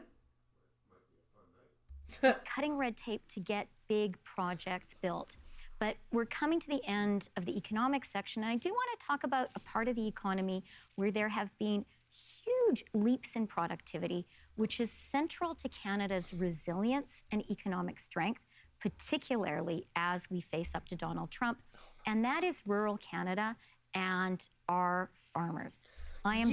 Oh my Lord, you have screwed farmers beyond belief. How can you sit here and talk about how you value the daughter farmers? Of a farmer. I grew up on a farm. There are no people in Canada or the world who work harder than farmers. And I do think it's really important for us to have government policies that support our farmers. They give us food security. They are an important source of strength when it comes to this standoff with the U.S. And we need to be very clear with Canada's dairy farmers that we will stand for supply management. I mean, isn't it a good thing that we produce our own milk, our own eggs, our own butter, our own cheese? That we're not dependent you carbon on US tax factory the crap farms for out that. of the farmers and delivery people that to remember produce and deliver those eggs, milk, and cheese. Thank you, Hannah. Look, Christia, I'm really glad you mentioned the rural economy and agriculture. One of the first things I would do as Prime Minister in my speech from the throne is to ensure that we protect supply management. It was a piece of legislation that unfortunately died when we prorogued Parliament, but I think it is imperative that we protect our supply managed sectors. Whose fault was that? I think one of the frustrations that rural Canada has had with us as a government is that we haven't spoken enough about sectors in rural Canada, whether that is mining, whether that is energy, whether that is agriculture, whether that is forestry. And for us, we have to really ensure that when we talk about productivity, we're not just talking about new sectors, we're talking about existing sectors. And this is where AI can be used as a tool to enhance productivity in those sectors. And that's something that I'm really excited about. But one thing that I do want to mention, and Mark, I'm glad you talked about Paul Martin, because I know you were a really excellent Deputy Minister of Finance who did really good work, is that we also need Way to kiss his ass there, Karina. To remember that the economy Are you hoping to get a cabinet It's not position? just numbers or points on a graph. It's about how do we make the economy work for people. And Hannah, your question about productivity, what does that mean to the average Canadian when they're saying, I can't afford my groceries and I'm having a hard time paying my rent? We need to talk about the things that matter to Canadians, not because we're talking as politicians, but because we're talking as people who understand and experience what they're going through. Okay, you guys do not experience what the average Canadian goes through. I'm sorry. You guys can afford to fill your fridges. That's just insulting. Okay. And that's something that I bring to the table. Okay, I'm going to have to stick to time on this topic. Mr. Bayliss, you wanted to jump in on that, and then Mr. Carney after that. So when we talk about productivity, one of the first places I'm going to look at is the federal government itself. That's when I talked about modernizing the federal government, one of my 3 priorities. I'll give you an example here. Revenue Canada is the biggest pain point for both individuals and businesses in trying to pay their taxes.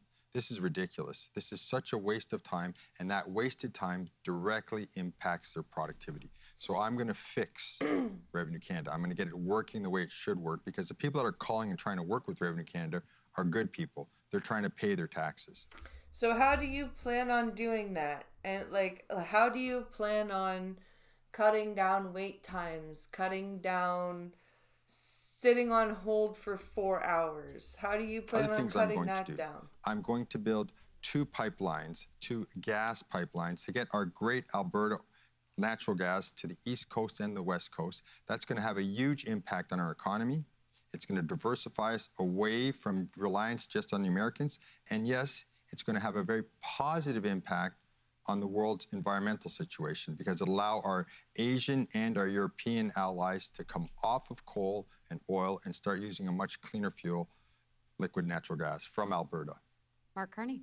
Okay, one of the reasons why families have a hard time to afford their groceries is because we haven't had productivity. That's the issue. It's that there. Yes, it's that there's not enough productivity. It's not that you guys have been taxing the crap out of people. It's that there's low productivity. Yeah, okay. Wages aren't keeping pace with prices. Sure. That's because they're not being given the right tools to work with. We're not working as smart as we should. So that's the challenge that we're talking about. And that's the result, and that's the connection. As Prime Minister, you need to make the connection between policies that make that difference that go to families. So both are connected. A couple quick points. Number one Canadian economy will drive huge productivity. Secondly, productivity in government, as Frank just says, I won't go on about it, but it's absolutely essential. We have not had the productivity we need in government. Thirdly, the two big drivers of productivity going forward will be the energy transition and AI. Okay, I'm going to give you each 15 seconds. Ms. Freeland, with you first. Making Canada more productive, which just really means making us all more prosperous, means we have to invest in infrastructure. Yeah. We have to invest in physical infrastructure. That's why I'm so supportive of high-speed rail. We also have to invest in social infrastructure. That is infrastructure too. And early learning and childcare is such a great example because this is a policy which makes life more affordable for families. No, it makes doesn't. kids smarter because it's so high quality, and it adds to the labor force without requiring any new homes. What the fuck are you even talking about? None of that made any sense. I do not understand what she just said. How does early education childcare add to the labor force without building any new homes? And what does building any new homes have to do with childcare?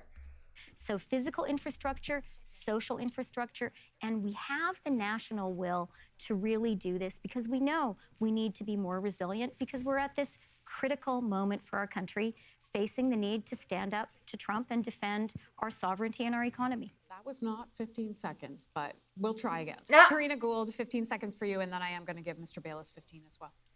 The job of Prime Minister is to connect with Canadians, and it's to ensure that you are placing the priorities of Canadians at the center of everything that you do. That's why tackling things like homelessness and housing affordability actually make people's lives more affordable.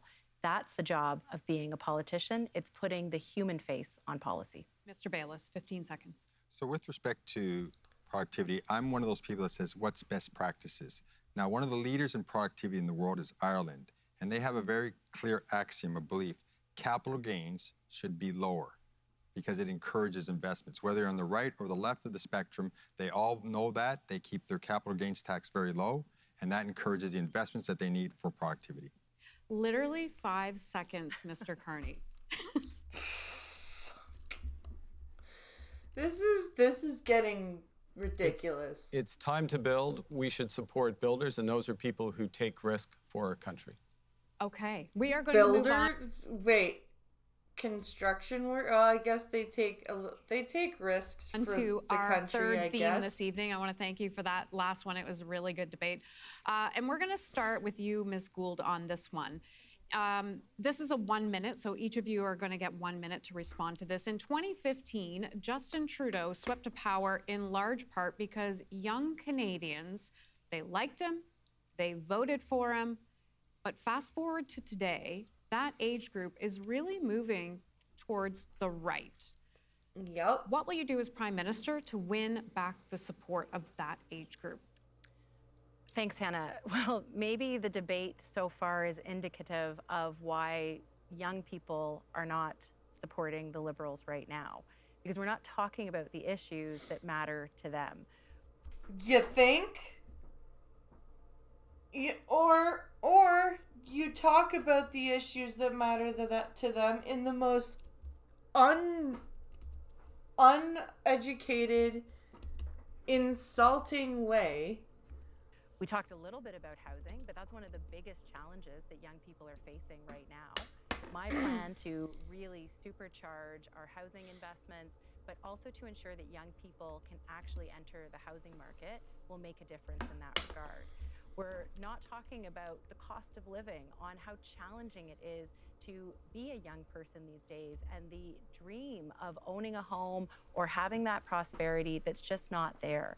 And if I can be honest, one of the things that we did was we lost trust of younger people because we weren't focused on the issues that mattered to them.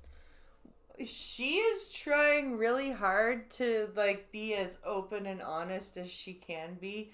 I don't know why she hasn't done this before, so I don't trust it. And so my pledge as Prime Minister is to ensure that I am building a future for you as young people and for future generations. Thank you, Ms. Gould. Frank Baylis, you're up next. So for young people, there's a few things that are critically important. First of all, let's talk about education. We've done something very silly. By the way, my 1 minute is not on. Should it be on? I'll keep track. Okay, sorry about that. So, That was very honest. yeah. There we go. There we go. And you'll get those extra seconds. No problem. So what I was going to say is that, first of all, I want to see real investments in our universities. We've been squeezing our universities, and quite frankly, that's the dumbest thing we should be doing, because that's the foundation of an advanced economy. So I want young people to know that I will be completely supporting your education. So how do you plan on doing that? Just feeding money into universities? Is that your plan? Thing is, they are the ones that are going to find it hardest to buy a home. So we need to help them buy a home. And there's two things we can do. Well, there's many things, but two things that I'm proposing is to increase the amount for the first home savings account. It hasn't kept up with inflation and that, so we need to increase the amount of money that people can put aside so they can buy a home. And the second thing we need to do is really keep the investments going, which have been lacking for so long, in social housing. The government's got out of social housing, and there's a knock-on effect that affects everybody when that happens. So we need to get back into social housing. We need to help young people buy their homes. And what we need to do, when I get the government in order, what will happen is you'll have more money in your pocket. It'll take a little bit of time, but you will be able to buy a home. Yeah, okay. Sure, it'll take a little bit of time. I don't know how much time. I can't tell you when the budget will balance itself, but it will. Ms. Freeland, your 1 minute promise. is now. Well, I was there in 2015. I had been a backbench MP for 2 years, and I remember how electric that campaign was. And the reason we won, at the heart of it, was we recognized the pain that middle-class Canadians, including young Canadians, were feeling. And we recognized and identified that Stephen Harper led a lackluster recovery from the 2008 financial crisis. We pointed that out, and we said we are going to invest for jobs and growth. And you didn't do any of that. You didn't invest in jobs. You didn't do electoral reform. You didn't do any of the things you ran on in 2015. We need to do the same thing, and we need to focus on affordability for young people. I have a plan to do that. Cut taxes for first-time home buyers. Cut taxes for the middle class. 100,000 new childcare places. Cap credit card fees. We need to be there for young Canadians so that they can know if they work hard, study hard in the free trade schools I will offer them, they can have a great Canadian middle-class life. Mr. Carney. A great Canadian middle-class life, huh? You had 9 years to do that, Christian. What? I'm sorry, you don't deserve. The Liberals are we gonna don't talk about deserve housing? another We're getting there. chance. Okay, good. Because housing is central to this, but I want to add to the opportunity set for younger Canadians, which has shrunk in recent years. Let's expand it. Let's expand it in all aspects of what we're doing. First and foremost, it's a time to build, as Ms. Freeland just said, focus on infrastructure, building this economy out. There is a huge range of opportunities that comes. As I say, for the next 25 years, being in the trades, fantastic if we follow through with the promise there. That's the first. The second is, as Mr. Baylis said, let's look at our universities. Their funding is being squeezed and has been squeezed, and it's been made up by having foreign students. That's come to an end. We need to be there for our universities, or we're going to miss the opportunity. Has it now? Thirdly, we need broad-based skills training. The federal government has a role there. We need to leverage AI and others to deliver it. Okay, we are going into They a are really focused on AI, aren't they? 5-minute debate now. And Ms. Gould, I'm going to start with you again on this one. This is from a Liberal in Ontario, Carissa.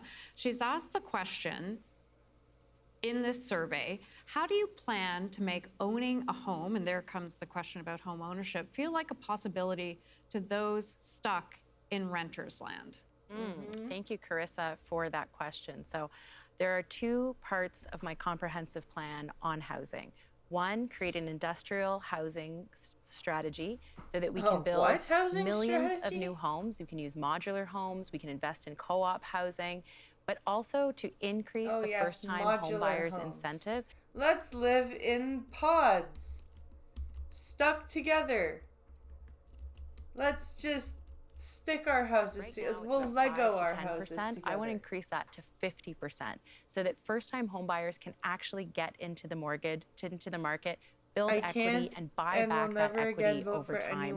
But I want to pick up quickly on the last question because I was actually a young person in 2015. No way. And I was excited about what the Liberal Party of Canada was offering, and I was excited about Justin Trudeau's leadership. And you know why? Because it was a bold, ambitious plan for our country. It was progressive. We were going to fight. We fought climate change. We talked about new ideas to move this country forward. And the way that we're going to bring young people back to the party is not by being conservative light and not by being unambitious for Canada. Conservative light. Holy shit. Was that a shot at the NDP because they claim that the NDP is now conservative because they've stopped supporting the Liberals? Bold ideas for this country where Canadians feel inspired and hopeful about the future that we're going to have. That's what young people are looking for. They're looking for a hopeful future where those opportunities exist. And thank you for the I'm not quite still a young person, although I'm younger. It's that energy, that drive, that optimism for the future that is going to build the best country in the world. Ms. Freeland, you're up next, please. So first of all, I want to say, Carissa, thank you very much for being involved and for asking that question. I hear that question from so many younger people who are just frustrated that they're worried that they've lost out on getting into the housing market, and maybe the kind of life that their parents had is not going to be available to them. It is absolutely essential for us as a country that we say, we're not going to let that happen. And if young Canadians work hard, have a good job, studied hard, and they want to own a home, we have to make that dream of home ownership achievable. Yep. I have a plan to do it. But you can't and you won't. You guys say you have plans to do this, but none of you have outlined your plan. It starts with cutting taxes for first-time home buyers to give them a leg up in the housing market. I'm so glad to hear so many people mentioning the first home savings account. I introduced that as finance minister. I think it is a great way for young people to save for that first home, and I would increase the amount of money that people can put in that first home savings account. Free trade school is going to help people get that first home too, because it will mean there are more skilled tradespeople to build those first homes people need. And then finally, I just want to say, some people are going to want to buy their own home. Some people want to live in affordable housing or maybe a co-op. I lived in a co-op. One of my aunts still lives in the co-op she and my mom helped build. Well, that's great for them. Not everybody wants to live in a co-op. Like, some people do, but not everybody does. Though someone in Canada who does not believe in affordable housing, who does not believe in co-ops, Pierre Poilievre has actually called them Soviet-style housing. And so we all need to be very, very clear. We must defeat him because some Canadians need affordable housing too. He's not saying that they don't need affordable housing. He's saying that our goal shouldn't be for everybody to live in government housing. Bayless, you're up next. So I feel for these young people. When I look at the house prices, I shake my head and think, my gosh, when I was buying a house, I thought it was hard, and my first home was $195,000. It's almost shameful to say that now. But first-time viewer, well, welcome to the channel. Buying a home was about 4 times your salary, your annual salary. It's gone up to now 10 times your salary. So what are we going to do about that? Well, we're not going to bring house prices down again. So we need to get your salaries up, and we need to get more money in Wait, your you're pocket. not going to bring house prices down again, so you need to get the salaries up? Holy shit. So At what are we least going he to do said about it. that? Well, we're not going to bring house prices down again. So we need to get your salaries up. At least and he we need to said get it. more money in your pocket, and we need to bring the cost of living back in line. So what I'm proposing to do is there's a number of technical issues which I've listed on my website, but in a general sense, I would say to young people, start saving. If I become prime minister, I'll get to work on the economy. I'll create the good jobs that you need, just like I've done in my own businesses. You'll have more money in your pockets, and we'll get the cost of living under control. And in a few years, with the home saving plans and that, you will be able to buy a house. With the home saving plans and that, dude, this guy is terrible. This guy is absolutely terrible. Please do not lose hope on that. Okay, Mr. Carney, I'm going to end this segment on you, please. Okay, so we need to double the rate of home building in this country. That 10 times and how salary would you do point, that? we need to double the rate in order to even have the places for those people. We obviously need to get those incomes up at the same time. So there's two questions here. How do we get the rate of home building going from 250,000 a year to 500,000? We're going to need changes to how we build homes. Okay. Much more technology, much more modular homes. We're going to need a big surge, as was just mentioned, in tradespeople who can build those homes. Do you think modular homes are going to stand up to, like, the winters that we have? We're going to need to cut the fees in municipalities for developers. The federal government has a role to play there. We have a housing accelerator fund that's working. I would supercharge that as part of this. No carbon tax. And then on the other side of the equation, we need to make it more Nobody's talked affordable, about no carbon tax. particularly for young people, to buy those homes. Now, removing GST on first-time home purchases, that's 5% off the home, which is a substantial proportion of the down payment. There's other financing mechanisms that come with that. But in the end, and let me finish on this will come back to our ability to build a strong economy. It's not just building the homes, it's building the strong economy so people can catch up. We're going to move on to our next segment. It's not the segment, another theme, but this is an important topic. Canadians are worried they can't access a doctor or a nurse. What would you do as Prime Minister, working with the provinces, of course, because it is provincial jurisdiction, and territories, to help solve this issue? And Mr. Carney, you are up first on this one. Well, this is a crucial issue. Across the country, virtually without exception, in fact, I would say without exception, access to a doctor, in many cases, access to a healthcare professional is not possible. Nope. And wait times in hospitals, especially big city hospitals, are out of control. Healthcare is a right in Canada. We are not living up to our commitments. And this is They not just lie and lie and as simple lie. as saying, I'm They not really saying you implied do. this, that it's a provincial jurisdiction. So first and foremost, we have to meet our responsibilities as the federal government in terms of the healthcare transfers, but we have to do a lot more. We have to make sure, and we should be part of this, that healthcare professionals can move across this country as readily. So a nurse in Quebec can go to Alberta, can go to Northwest Territories, and practice immediately. We have to make it easier for foreign health professionals to work more rapidly. No, we don't. We have to incentivize our natural-born Canadian citizens to want to become doctors and nurses, and then incentivize them to stay here. We have to increase That's what we need to productivity do. in the health sector.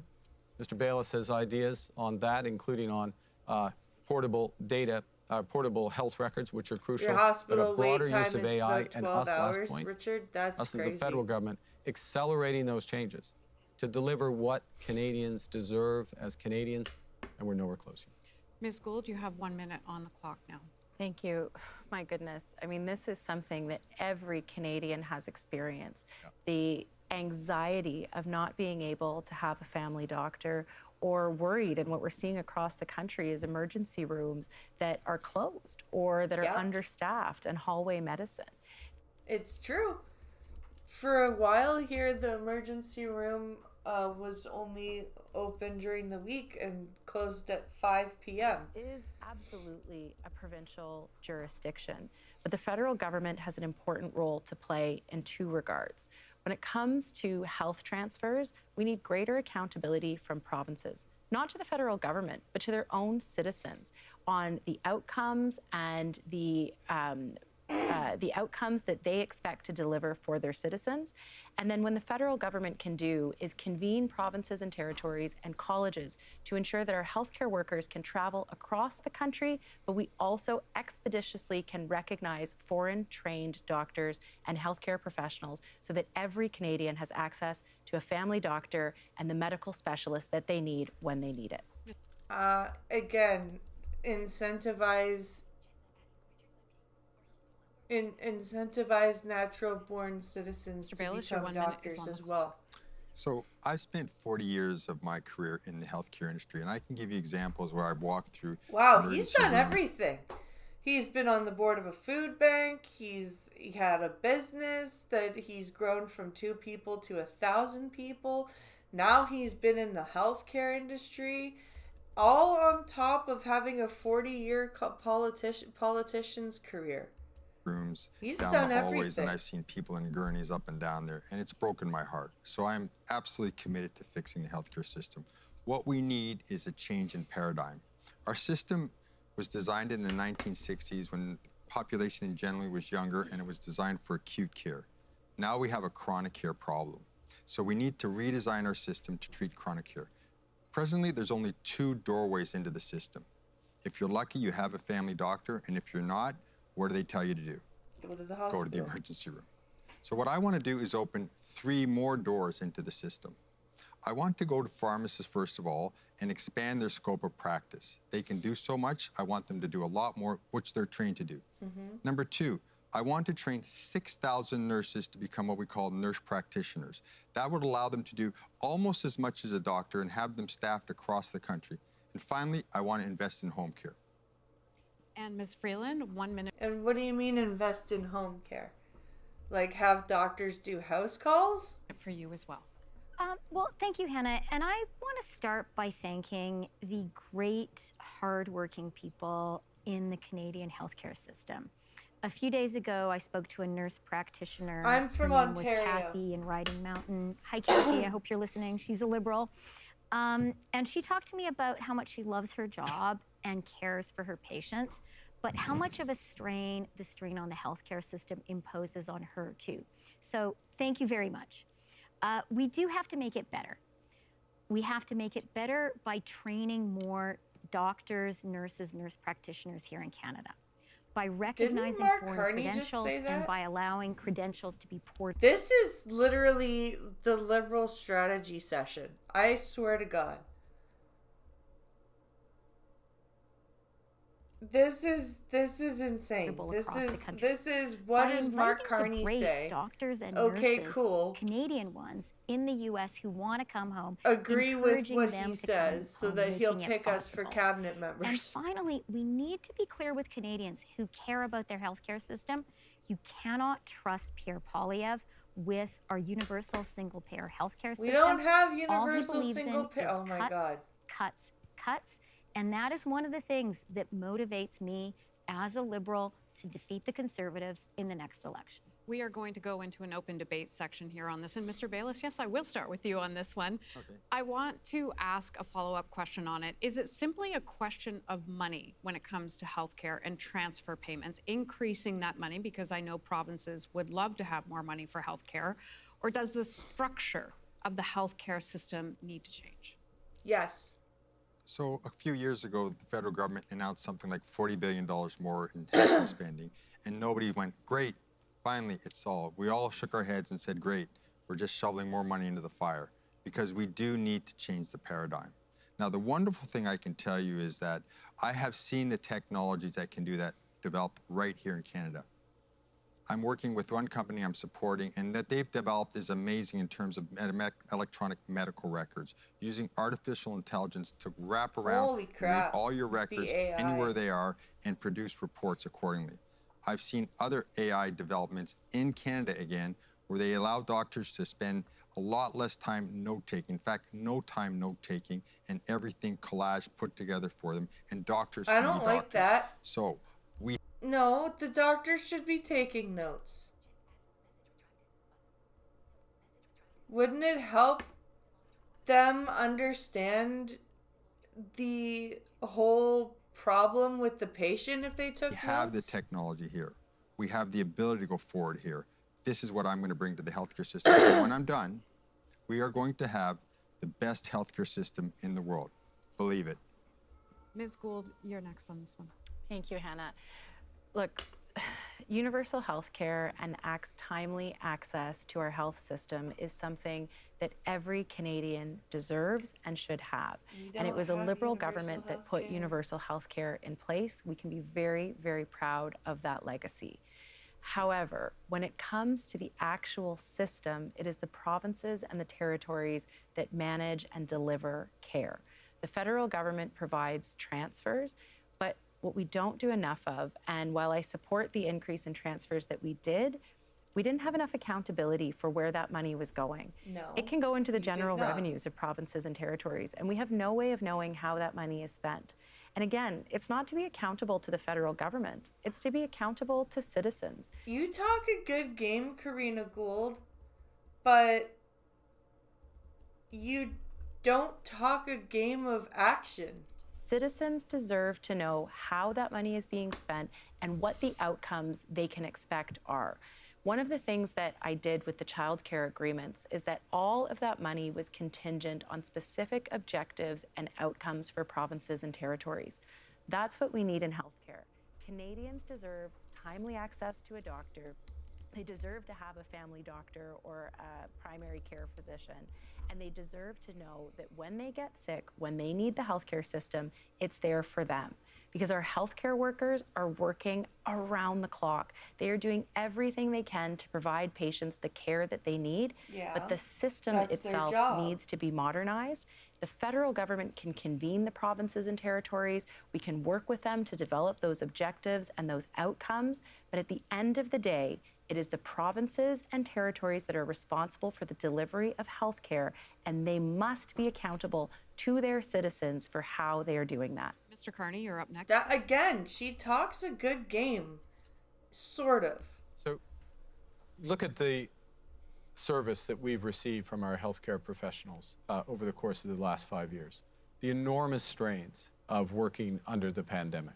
Then the enormous strains that come after that on these professionals who are there at the front lines for us day in, day out, through the night, of a system that is short on resources, a system that has chronic care challenges as we age.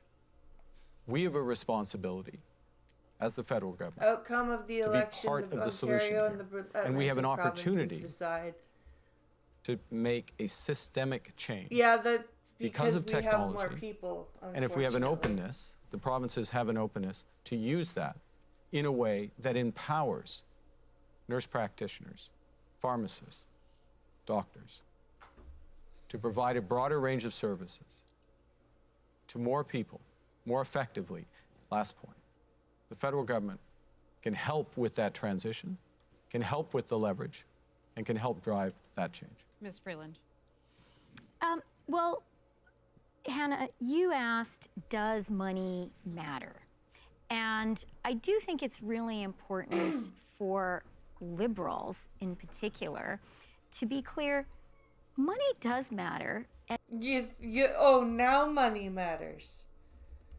Now money matters to you. And money helps. And so I was really glad to be finance minister when we stepped up federal government support for the healthcare system. There it is again. $200 billion.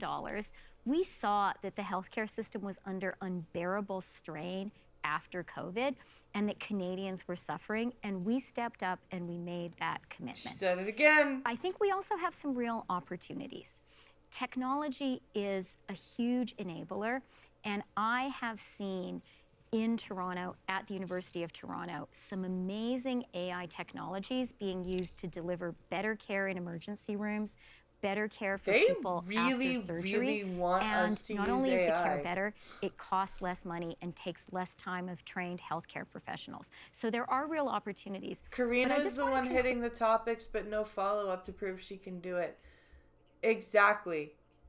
Conclude by saying something about the provinces. I think really frustrating. that transparency, is the winning ticket here. And having real transparency on healthcare outcomes across the country would help all Canadians, and it would help Canadians to see what's working and what isn't. But I do want to say to the premiers of the provinces and territories, I respect your work running the healthcare systems. It's really, really hard. And as Prime Minister, I would work really collaboratively with you and would recognize you want a healthcare system that works too, and you are the ones who are running it. You are the ones who are running it. Oh, I'm so We are happy going to give and 15 smiley. seconds to Ms. Gould and 15 seconds to Mr. Bayless before moving into the next theme. Great, thank you. So first of all, my job as Prime Minister is to stand up for Canadians, whether that is to the opposition. Is this channel or whether... left wing or right wing? This channel is a dirty, dirty centrist. I cover both the Liberals and the Conservatives. I cover disability topics, politics topics, internet silliness that happens in regards to gaming, and social media and stuff. I would probably say I'm center right. That is to premiers. Of course, I would work collaboratively, but you have a responsibility to your citizens to deliver healthcare effectively. But one thing that I think all of us agree on this stage is protecting our public healthcare system. Pierre Poilievre is in the pockets of people who want to privatize our healthcare system for profit. That is not something that I think any Liberal stands for. We will protect our universal healthcare system for Canadians. Frank Bayless. So in the 1960s, when the system was designed, if you were unlucky enough to have diabetes, heart disease, cancer, you passed away much earlier. Today, we have extended your life expectancy. Wait. Now with that...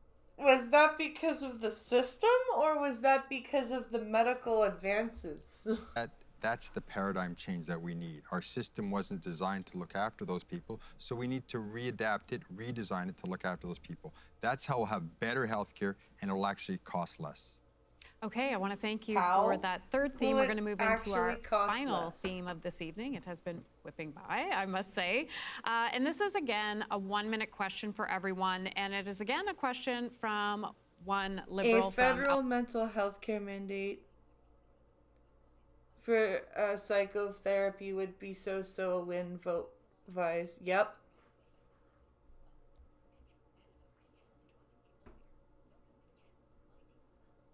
Welcome to the channel. My name is Klaus. Alberta. Her name's Rhonda. She says, are you keeping, medical and we did hear this in the French debate last Richard. night, but not in the English so far. Are you keeping or getting rid of the consumer tax? But to that, most of you here have supported this marquee government policy for years. If you agree with ending it, why do you agree with ending it now? Yeah. If you agree with ending it, why did you support it in the first place? I am going to start with Mr. Carney on this one. Thank you, Hannah. Thank you, Rhonda, for this question, fellow Albertan. Yes, I support ending the consumer carbon tax, and to be absolutely clear, didn't he say clear, he was from the Northwest Territories and now he's a fellow Albertan? What the fuck? The reason I do is twofold. One, politics is about people, and this has become too divisive for Canadians. Okay. Secondly, the contribution of the consumer carbon tax is a little less than 10% of our emissions reductions. I've spent a substantial portion of my career working on these issues, and there are better ways to accomplish those emissions reductions, particularly on my proposal, is that big polluters will pay Canadians, not taxpayers, big polluters will pay Canadians for their emission reductions and will improve the options for and the ability of those companies, who are some of our most important companies, to get their own emissions down. Okay, we're going to come back and debate. Well, that's a bunch of bullshit. This more, but Ms. Freeland, you are next with 1 minute. Well, since we're talking about climate action, I do want to start by recognizing the role that I think history is going to judge very Social positively programs, left that immigration, Prime Minister right? Trudeau has Yeah. played on climate action. He is the first Canadian Prime Minister to really move the dial. And under his leadership, we have become a country where the economy is growing while emissions are going down. No, they're not, and no, it hasn't. What the That fuck is are a you huge talking accomplishment for our about? children and grandchildren. On the consumer price on pollution, I was the first candidate to come out and say I would lift that. And the reason is really simple. Democracy is about listening to people. And Canadians were very clear with us in conversations with me that they didn't think that policy worked for them. So the Conservatives told you that, and you were like, we'll take no lessons from Conservatives, blah, blah, blah. And then magically Canadians told you that they were not okay with it. And now you're like, oh. For them. What we need is carrots. We need incentives to double down on the incentives I put in place, the Canada Growth Fund, the investment tax credits to create Yes, I a heard green him say he was transition from Northwest Territories. No, I'm so sick of him. Exactly. that delivers jobs and growth for the Canadian economy. I know that we can do that, and I know that that's what Canadians need. And if we let Pierre Poilievre be elected, that will be the end of climate action in Canada. Okay, we're on the 1-minute segment, and Mr. Bayless, you're up next. Thank you. So I will implement a climate policy that will have a direct and tangible impact on fighting climate change. And it's going to be recognized, as we've all heard before, polluter pays model. And everyone is going to do their share, industries and individuals. Tax? Look, there's a cost to having our garbage collected. There's a cost to having water treatment plants. And we're happy to pay those costs because we have clean earth and we have clean water. And there will be a cost to having clean air. Anyone who tells you there's no cost to it is not being honest with you. So to answer your question about this carbon tax, presently it's not working because what it's doing is just circulating money around.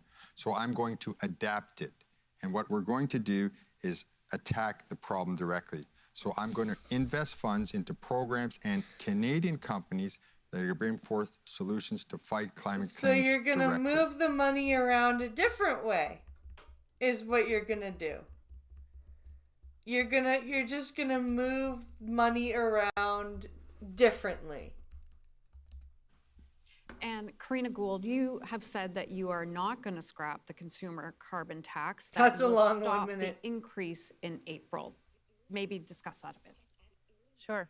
Well, politics is also about leadership, and it's also about conviction. And I'm not going to abandon the fight against climate change because Pierre Poilievre is telling us to do that. She tries to make herself relevant, leadership, and it's also about 15 conviction. minutes ran And out. I'm not going to abandon the fight against climate change because Pierre Poilievre is telling us to do that. I'm a mom of 2 young kids. I cannot leave a planet that is burning to them. It's not burning. Oh my God. The planet itself is not on fire. Why do you talk like this? I got into politics in 2015 because I wanted to be part of a government that fought climate change. And we did that. And we did that to great effect. And I am proud of that record. But I hear Canadians when they say that this policy is something that is challenging for them. And you know what? We didn't do a good job of talking about it. And when they are talking about the carbon tax, what are they talking about? They're talking about affordability. That's why we need a real affordability plan. It's not that they're against fighting climate change or they're against protecting the environment, but that also means that if you don't have the price on pollution, you don't have the rebate checks. The rebate checks that are less than what is being paid out. Millions of Canadians depend on every single year. If you have a plan to fight climate change, you also need to have a plan to fight affordability. Why do we need them now? Okay, let's just get right into the debate because Mr. Carney, go. I want to pick up on that last point, and really go to Pierre Poilievre, the difference between Pierre Poilievre's approach here. Axe the tax, he's got the T-shirt, he's got the slogan, that's all he'd do. He doesn't care about the rebate checks disappearing. He doesn't care about our businesses becoming more competitive. If the fucking carbon tax is gone, we don't need the rebate checks because we're not paying the extra money in taxes. Started this evening talking about the absolute need for our country to diversify our trade, to build with new allies. Climate change, addressing climate change, and I've spent a huge part of my career addressing it, both in terms of policy and leading the largest clean energy investor in the world, okay? But a big part of climate change is about the economic opportunity. We will not have access to the European market unless we make the progress here. So we have to do two things. We have to supercharge some of the programs that have been put in place, so businesses are getting their emissions down. We are a clean energy superpower, and we have to make all of those households whole on the rebate checks that they will no longer receive. That requires a middle-class tax cut. It requires additional measures, including, final point, polluters paying those households so their energy is more affordable What the fuck? and cleaner. Polluters paying those households? You want big corporations to pay individuals? We have 2 minutes and 30 seconds on the clock, and we're going to have to stick to this. So I want to get through all of you. Ms. Freeland first. Rhonda, you asked something very specific. What was the moment when I recognized that we needed a different approach? And I can tell you very specifically what that moment was. It was a meeting I had with Wab Kinew, the Premier of Manitoba, really shortly after he was elected. And he is a great progressive leader in, I would say, the tradition of prairie progressives. He says the economic horse has to pull the social cart. I love that. That is the dumbest thing I've ever heard. And he said to me, I believe in climate action, but I've just been through an election and the people of Manitoba are telling me that the way the consumer price on pollution works doesn't work for them. Can I do a deal with the federal government where we hit our targets, but we do it in a different way? And that, to me, is leadership. Leadership is listening to people. It is not being inflexible and not telling people what their lives are like. But you've been inflexible for the last 9 years. What the hell? But hearing them. And so I really believe if we want climate action, which is essential, we have to listen to Canadians. And if we fail to do that, the threat is, the danger is that Pierre Poilievre will be elected and he will dismantle all of the excellent work we have done on climate. We have to recognize that. We have to show Canadians we hear them and that we're listening to what they tell us rather than telling them what they should be thinking. Okay, I'm going to jump in there because we do have to stick to time now. Ms. Gould, you're up next. Thank you so much. So just a couple of things with respect to my colleagues. Literally the whole reason why we have the carbon tax backstop is because premiers across this country decided they didn't want to participate. So if Manitoba wants to participate, then the consumer price on carbon from the federal government disappears. That's what happens in Quebec. That's what happens in British Columbia. With respect to Mark and the middle class tax cut, the math just doesn't add up. If you are a middle class individual, that tax cut is looking at about $800 a year. The carbon rebate for a family of 4 is $1,200 a year. And it's not, oh my God, that is not the correct math. That is totally not the correct math. Or no income Canadians. So it is really important to have a real conversation with Canadians. And if you don't have a plan for those checks, then we don't have a plan for affordability. I'm going to come. So that means you are for the consumer carbon tax. To you now, Mr. Bayless. We are going to go into the 1-minute segment, but it's a good follow-up to this. I know you wanted to jump in. To maximize Canada's energy advantage, new pipelines or other energy infrastructure probably is required here. What is your plan for that? And do you feel there is the private interest to get it done? Because a lot of private interest has now just gone Nope, not interested anymore. So I have an energy security plan which I've announced, and it's going to do a number of things. First of all, as I mentioned, we're going to build 2 pipelines. And why private industry is not interested is because what happens is every time a new government comes in, they change all the rules. There's no certainty. So my idea here is that the federal government will take on the responsibility of having the approvals for the 2 corridors. We'll work with the provinces and we'll work with the indigenous communities, get all the approvals in place, and then go to tender so people can know with certainty that they can build these 2 pipelines. That's one area of energy security. Another one is I want to invest heavily in nuclear energy, small modular reactors. Canada used to be a world leader with our CANDU reactors and nuclear energy. We have to retake that position. That sounds like something that Polyev has said. Why are we stealing Polyev's ideas and then shitting on Polyev? I don't understand. Third thing I want to do is invest in transmission lines. We don't have transmission lines going across the whole country. With the electrification of our economy, we're going to need those. So those were 3 points I want to bring to the table. Frank Bayless, thank you kindly for that. And Mark Carney, you're up next. 1 minute. I'll go back to where we started. We're in a crisis.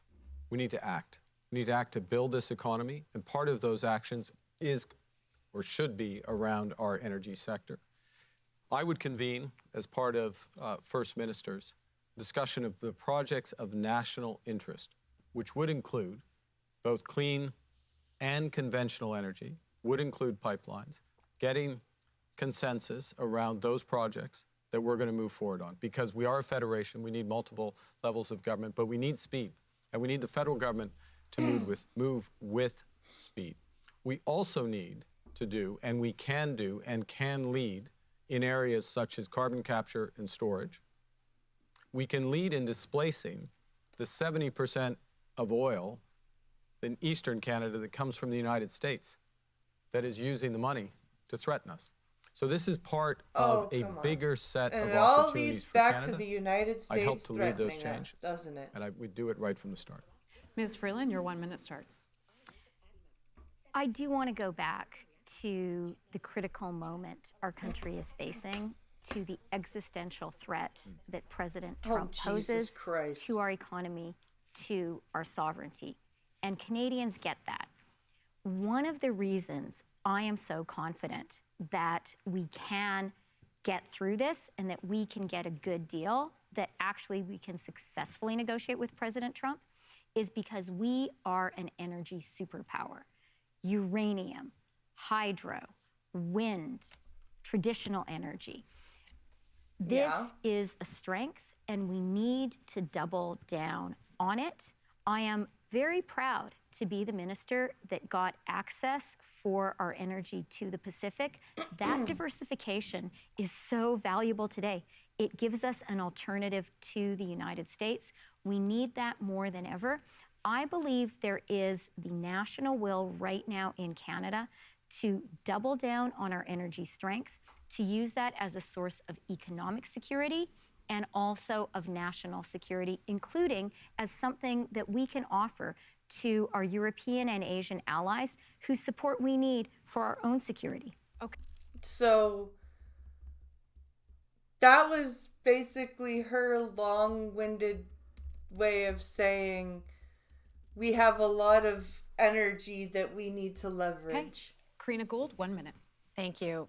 Energy security is imperative not just for our economic security, but also for our sovereignty.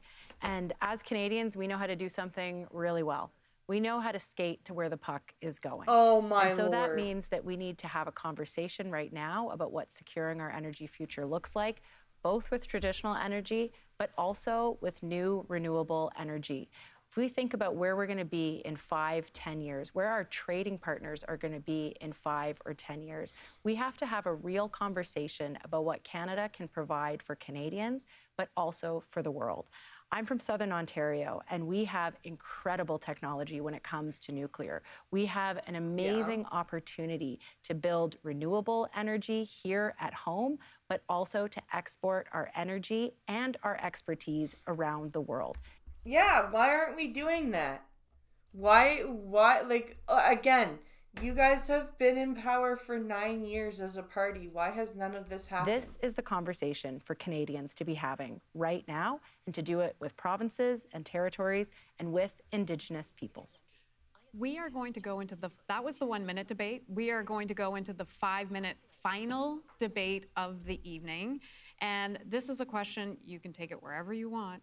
How will you differentiate yourself from the current Prime Minister, Justin Trudeau? Ooh, finally an actual question. We've had a 2-hour debate, and we've had the first actual question for the leadership debate, and it's the final question. Start with yourself, Ms. Freeland. I'm actually going to carry on with the previous theme, because I still might come back and ask you, though. We haven't touched on something really important to Canada, and that actually is an integral part of our energy security future and is a really positive story. And that is Indigenous participation in energy projects. One of the things I was so proud to be able to do as finance minister is create a $5 billion Indigenous loan guarantee program to allow Indigenous direct participation, ownership of natural resource projects, energy projects. This is transformational for Canada. And I think that we really need to embrace the fact that we are a country that can move forward with Indigenous prosperity, and we are a country whose path to reconciliation can include Indigenous people in Canada being partners in building the energy security we need today more than ever. Okay, thanks. And I will come back with that other question. So I'm going to go back to my original question in this debate. How will you differentiate yourself from Prime Minister Trudeau? Sure. Let me just first start by saying that I think it's wonderful what you raised, Christia. It's just that Indigenous reconciliation is about more than a relationship with natural resources. And this is something that I think we can be extraordinarily proud of. Yeah, it's more than just what the natives can do off the land, you racist bitch. Legacy that Prime Minister Trudeau has put in place when it comes to reconciliation. And we need to be very mindful that a Pierre Poilievre-led Conservative government will back away and backtrack on this really important relationship that Canada has with Indigenous peoples. And I also just want to say that I'm actually really proud of a lot of the work that we did as a government, whether it was the Canada Child Benefit that has lifted over 500,000 kids out of poverty. Has it now? The early learning and childcare agreements, or the work that we did on fighting climate change. I'm proud of that legacy and that record, and I think all Liberals can be proud of that. Where I see a big difference is in making sure that I stay connected to the grassroots. And this is something that as Liberals, I want to talk to you specifically about. We need to hear your voices. We need to hear your ideas, because it is always the Liberal membership, the Liberal grassroots that provides the next big idea for Canada and for Canadians. And so my pledge to you is to ensure that we have a robust and vibrant party that is connected in our communities, listening to Canadians, and making sure that we can build that future that we want and lead Canada ambitiously into the 21st century. That was a bunch of nothing talk. Seriously. So that's how you'll differentiate yourself from Mr. Trudeau? I'm very proud of the record that we have. We've made some mistakes. They won't do it. She won't do it. She won't differentiate herself. Nobody is That's perfect. insane. But we've done a lot of good things for this country, and I think we need to build on that success. I can pinpoint the moment following the pandemic when inflation all they do is was getting out of dodge control, questions. and Wow. Canadians were saying to all of us collectively as a government, they were saying we need help with the cost of living, and we were too late to the game to address those real needs. My pledge to you is to listen to you and to respond to what your needs are today and for the future. Thank you, Ms. Gould. Mr. Bayless, you're up next. How will you differentiate yourself from Mr. Trudeau? So I would say that I'm the candidate here that is the most distant from Mr. Trudeau. I was elected, it was over 6 years ago since I've been in the government. And then I was not a minister, so I've not been a minister with Mr. Trudeau's government, nor have I been an economic advisor. Where I will differentiate myself greatly is that I'll be focused much more on the economy. I'll be focused on creating wealth. I'll be focused on getting more money into Canadians' pockets. That's what I'm good at. I'm also going to look at building an innovation-based economy. So I really wanted to do that. That's going to be my main focus. You need both when you're in government. You need wealth creation and you need wealth redistribution. We've done a lot of wealth redistribution to the point that we're renouncing programs we can't even pay for. Okay. This guy's not wrong. They have announced a bunch of programs they can't pay for. Programs such as healthcare fall apart. So what I want to do is get back in there. I'm a big supporter of these programs, so I want to make sure we have the funds to pay for them. That's going to be where I'm going to be much different from the previous government. Okay, Mr. Bayless, thank you for that. Mr. Carney, you're up next. Thank you. Thanks for the question. Look, 6 years and you have done nothing, right? In the following respects. How the fuck are you qualified? First, focus on this Frank Bayless guy, I don't know how he's qualified. I really don't know. Red flag. Economy. Laser focus on the economy, and that means good jobs, people's wages growing faster than inflation. It means getting prices down. It means building homes. It means building a future for this country. Secondly, I'm much more hands-on. Much more of a hands-on person, hands-on manager. I focus on results and getting things done. Thirdly, I've heard this. I'm fortunate to have support in the caucus. I hear directly from the supporters about more regular and two-way dialogue with the caucus. I meet with my supporters virtually during the course of this leadership campaign to hear their ideas, to hear their energy, to hear what's going on, what they're seeing. The fact that these 4 idiots are the choices to replace Trudeau, it is time for Pollyanna. To share my perspectives in order to move forward. Okay, and Ms. Freeland, I am going to come back to you on this one. I only have about 30 seconds on this. How would you differentiate yourself after being in the Justin Trudeau government for all of these years? Well, first of all, we as Liberals have to be proud of the great things our government has done. Oh my National Lord. System of Early Learning and Childcare. She won't differentiate herself either. Canada Child This is Benefit. Support pathetic. for seniors. And you didn't come up with the Canada Child Benefit. You just came up with the name Canada Child Benefit. Because the Conservatives came up with it. It was called the Canada Child Tax Benefit. CETA, NAFTA. We have done a lot, and you we came need up to with remind NAFTA? Canadians about that. But, you know, for me, this campaign has been a personal liberation, and I am my own person, and it is great. I personally do not believe in a style of leadership which is a one-man band. Yeah. I think that the best kind of leadership is collaborative and listening, and that's how I'm running my campaign. I believe that we have to be practical and we have to focus on jobs and growth. Okay. But most importantly, I am a ferocious mother. I'm a ferocious mother. I'm a mama bear, and I will do anything to protect my family. And I will fight for Canada with the same ferocity that I fight for my kids. I will fight for your kids Baby too. bonuses And the reason as I long am as running is Yep. I am the leader who can stand up to Donald Trump and win. Okay, we still have closing statements as well. So this is that opportunity for each candidate. I may have to take some time away because of that. And Ms. Freeland, you are chosen as number 1 to have your closing statement first. So your minute 30 is there. We might have to clip it a little bit. Poor Christia. Everything is all about clipping her stuff off, and Mark Carney's probably going to get his full time. I do hope Donald Trump, who takes a keen interest in Canada, is watching this debate, because what he will hear from all the Liberals is, we believe in Canada, we are not going to capitulate, and we are going to fight for our country. And Canadians across the country are coming together to fight for Canada. Hockey fans are belting out "Oh Canada." Restaurants pulling U.S. wine from their menus. Yeah, you know what? Most of this is anti-Trumpism. It's not patriotism. Snowbirds not flying south this winter. Our country is standing strong, smart, and united.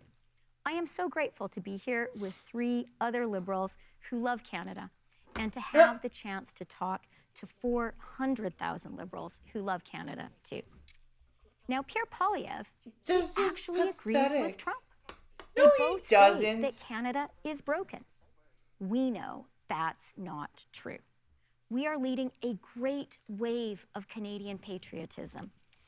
Let's use that passion to make our amazing country even the catalyst for a great wave of Canadian patriotism. You are by no means the lead of it. I know we can do it. Let's commit tonight to fight for Canada. All 4 of us on this stage. Could you have a more scripted speech? All of us Canadians. Together, we will win. No, you could not. Chrystia Freeland, thank you so much for your closing statements. Now, Karina Gould, your time. This is a critical time for our party and for our country, and we have to meet this moment. We will only win the next election by being Liberals, proudly, not Conservative light. Oh my God, you're not going to win the next election. You're just not. Not by running from the progress we've made, not by putting forward ideas that just tinker around the edges. That's her way. She has to have everything pre-written. We deserve a leader who is honest with Canadians, who can unite us around big ideas, and who has the political experience to deliver real solutions to the problems we face.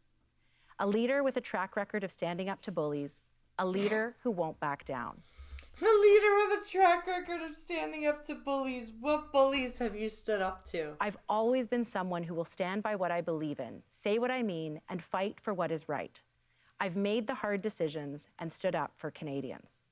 I believe Canada is the best place in the world to start a family, grow a business, and build a future. Because we are a nation of dreamers and doers, creators and innovators. Because Canada is where opportunity, empathy, and progress walk hand in hand. I have a vision for Canada, one that will allow us to deal with the problems we face today and be ready for those we'll face tomorrow. It's time for a new generation of leadership that understands you and is focused on you. And you've all had how long to do that? I'm here for Canada, today, no, tomorrow, and for years to come. I'm the leader for the future, and the future starts now. Thank you. Karina Gould, thank you so much. I am the leader of tomorrow. So Canada is a country of wide open spaces and big ideas. And with my ideas?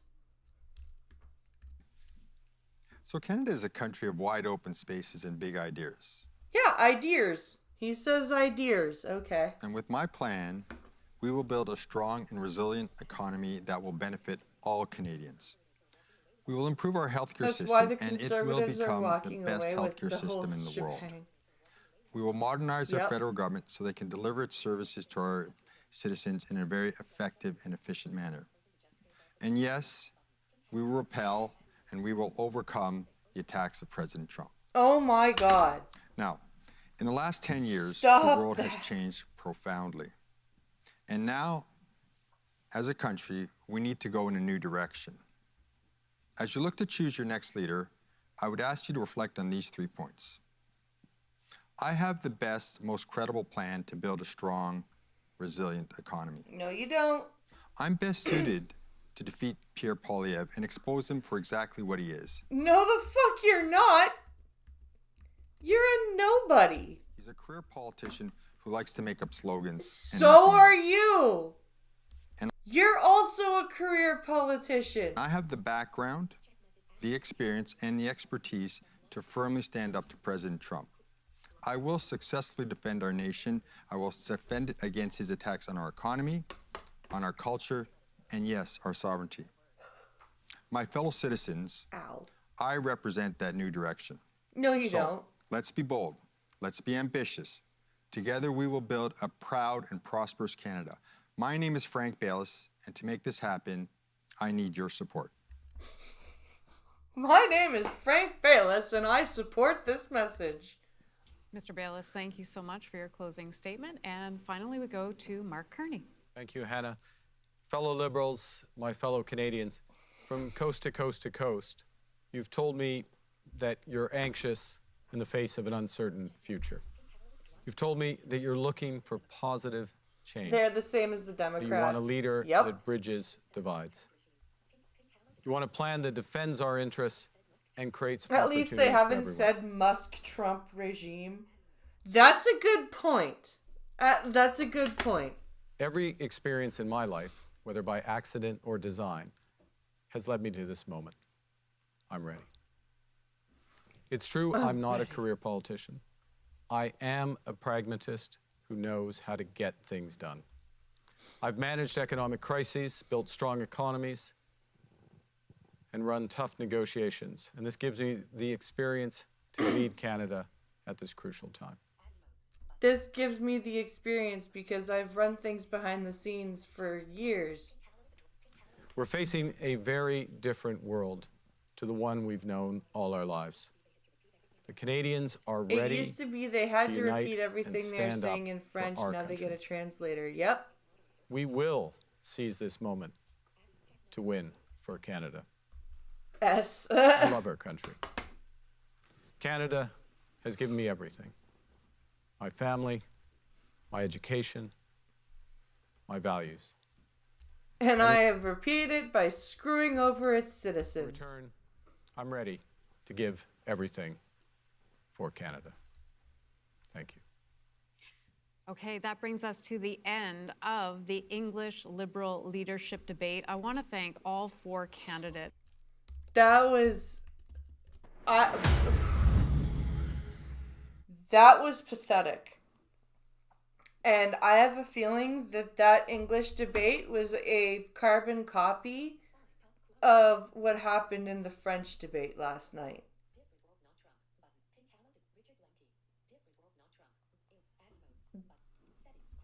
This was absolutely pathetic. To hear the amount of Trump derangement syndrome and Polyev fear baiting and just nothing to do with how they would rebuild the Liberal Party. The one question, how you would differentiate yourself from Justin Trudeau, was the last question of the night. And it was pathetic. Like the questions were so softball and so banal and inane. If a candidate in the US brought a speech on paper, they would be outcast. Nothing new here. No. There's literally nothing new. No surprise from any of them. No bombshells, like nothing. It was just so repetitive and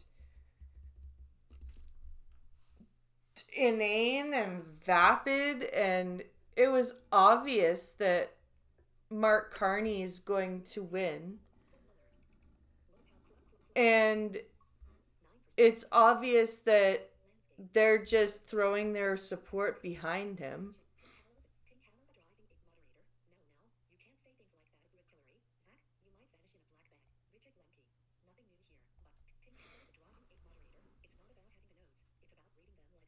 It's not about having the notes, it's about reading them like a fourth grader. That's true. That's true. Like she reads off of her notes like she hasn't even tried to memorize it. It's bad. It's really bad. That was a slog and a half, I have to say. That was painful. That was incredibly painful. I may put some whiskey in my sleepy time tea for that, just as a reward for that. 'Cause holy shit. That was brutal.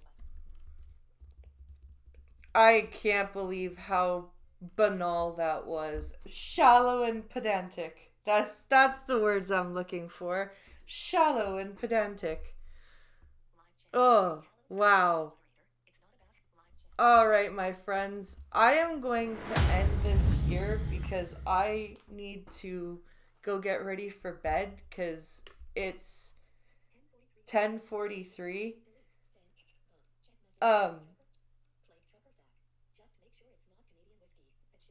Just make sure it's not Canadian whiskey. That shit sucks. Ha! It actually is Canadian whiskey. It's Crown Royal. Because the store didn't have any Mickeys of good whiskey. So it is crappy Canadian whiskey. So yeah. Thanks for your input. No problem, Richard. I hope you guys enjoyed the stream. I will be back tomorrow on YouTube, hopefully a bit earlier in the day, so that I can also do my Twitch stream, because now I'm too tired. Holy shit. Alright, thank you guys for hanging out with me for almost 3 hours. I hope you guys enjoyed yourselves. I will see you guys tomorrow. Have a wonderful night. Thank you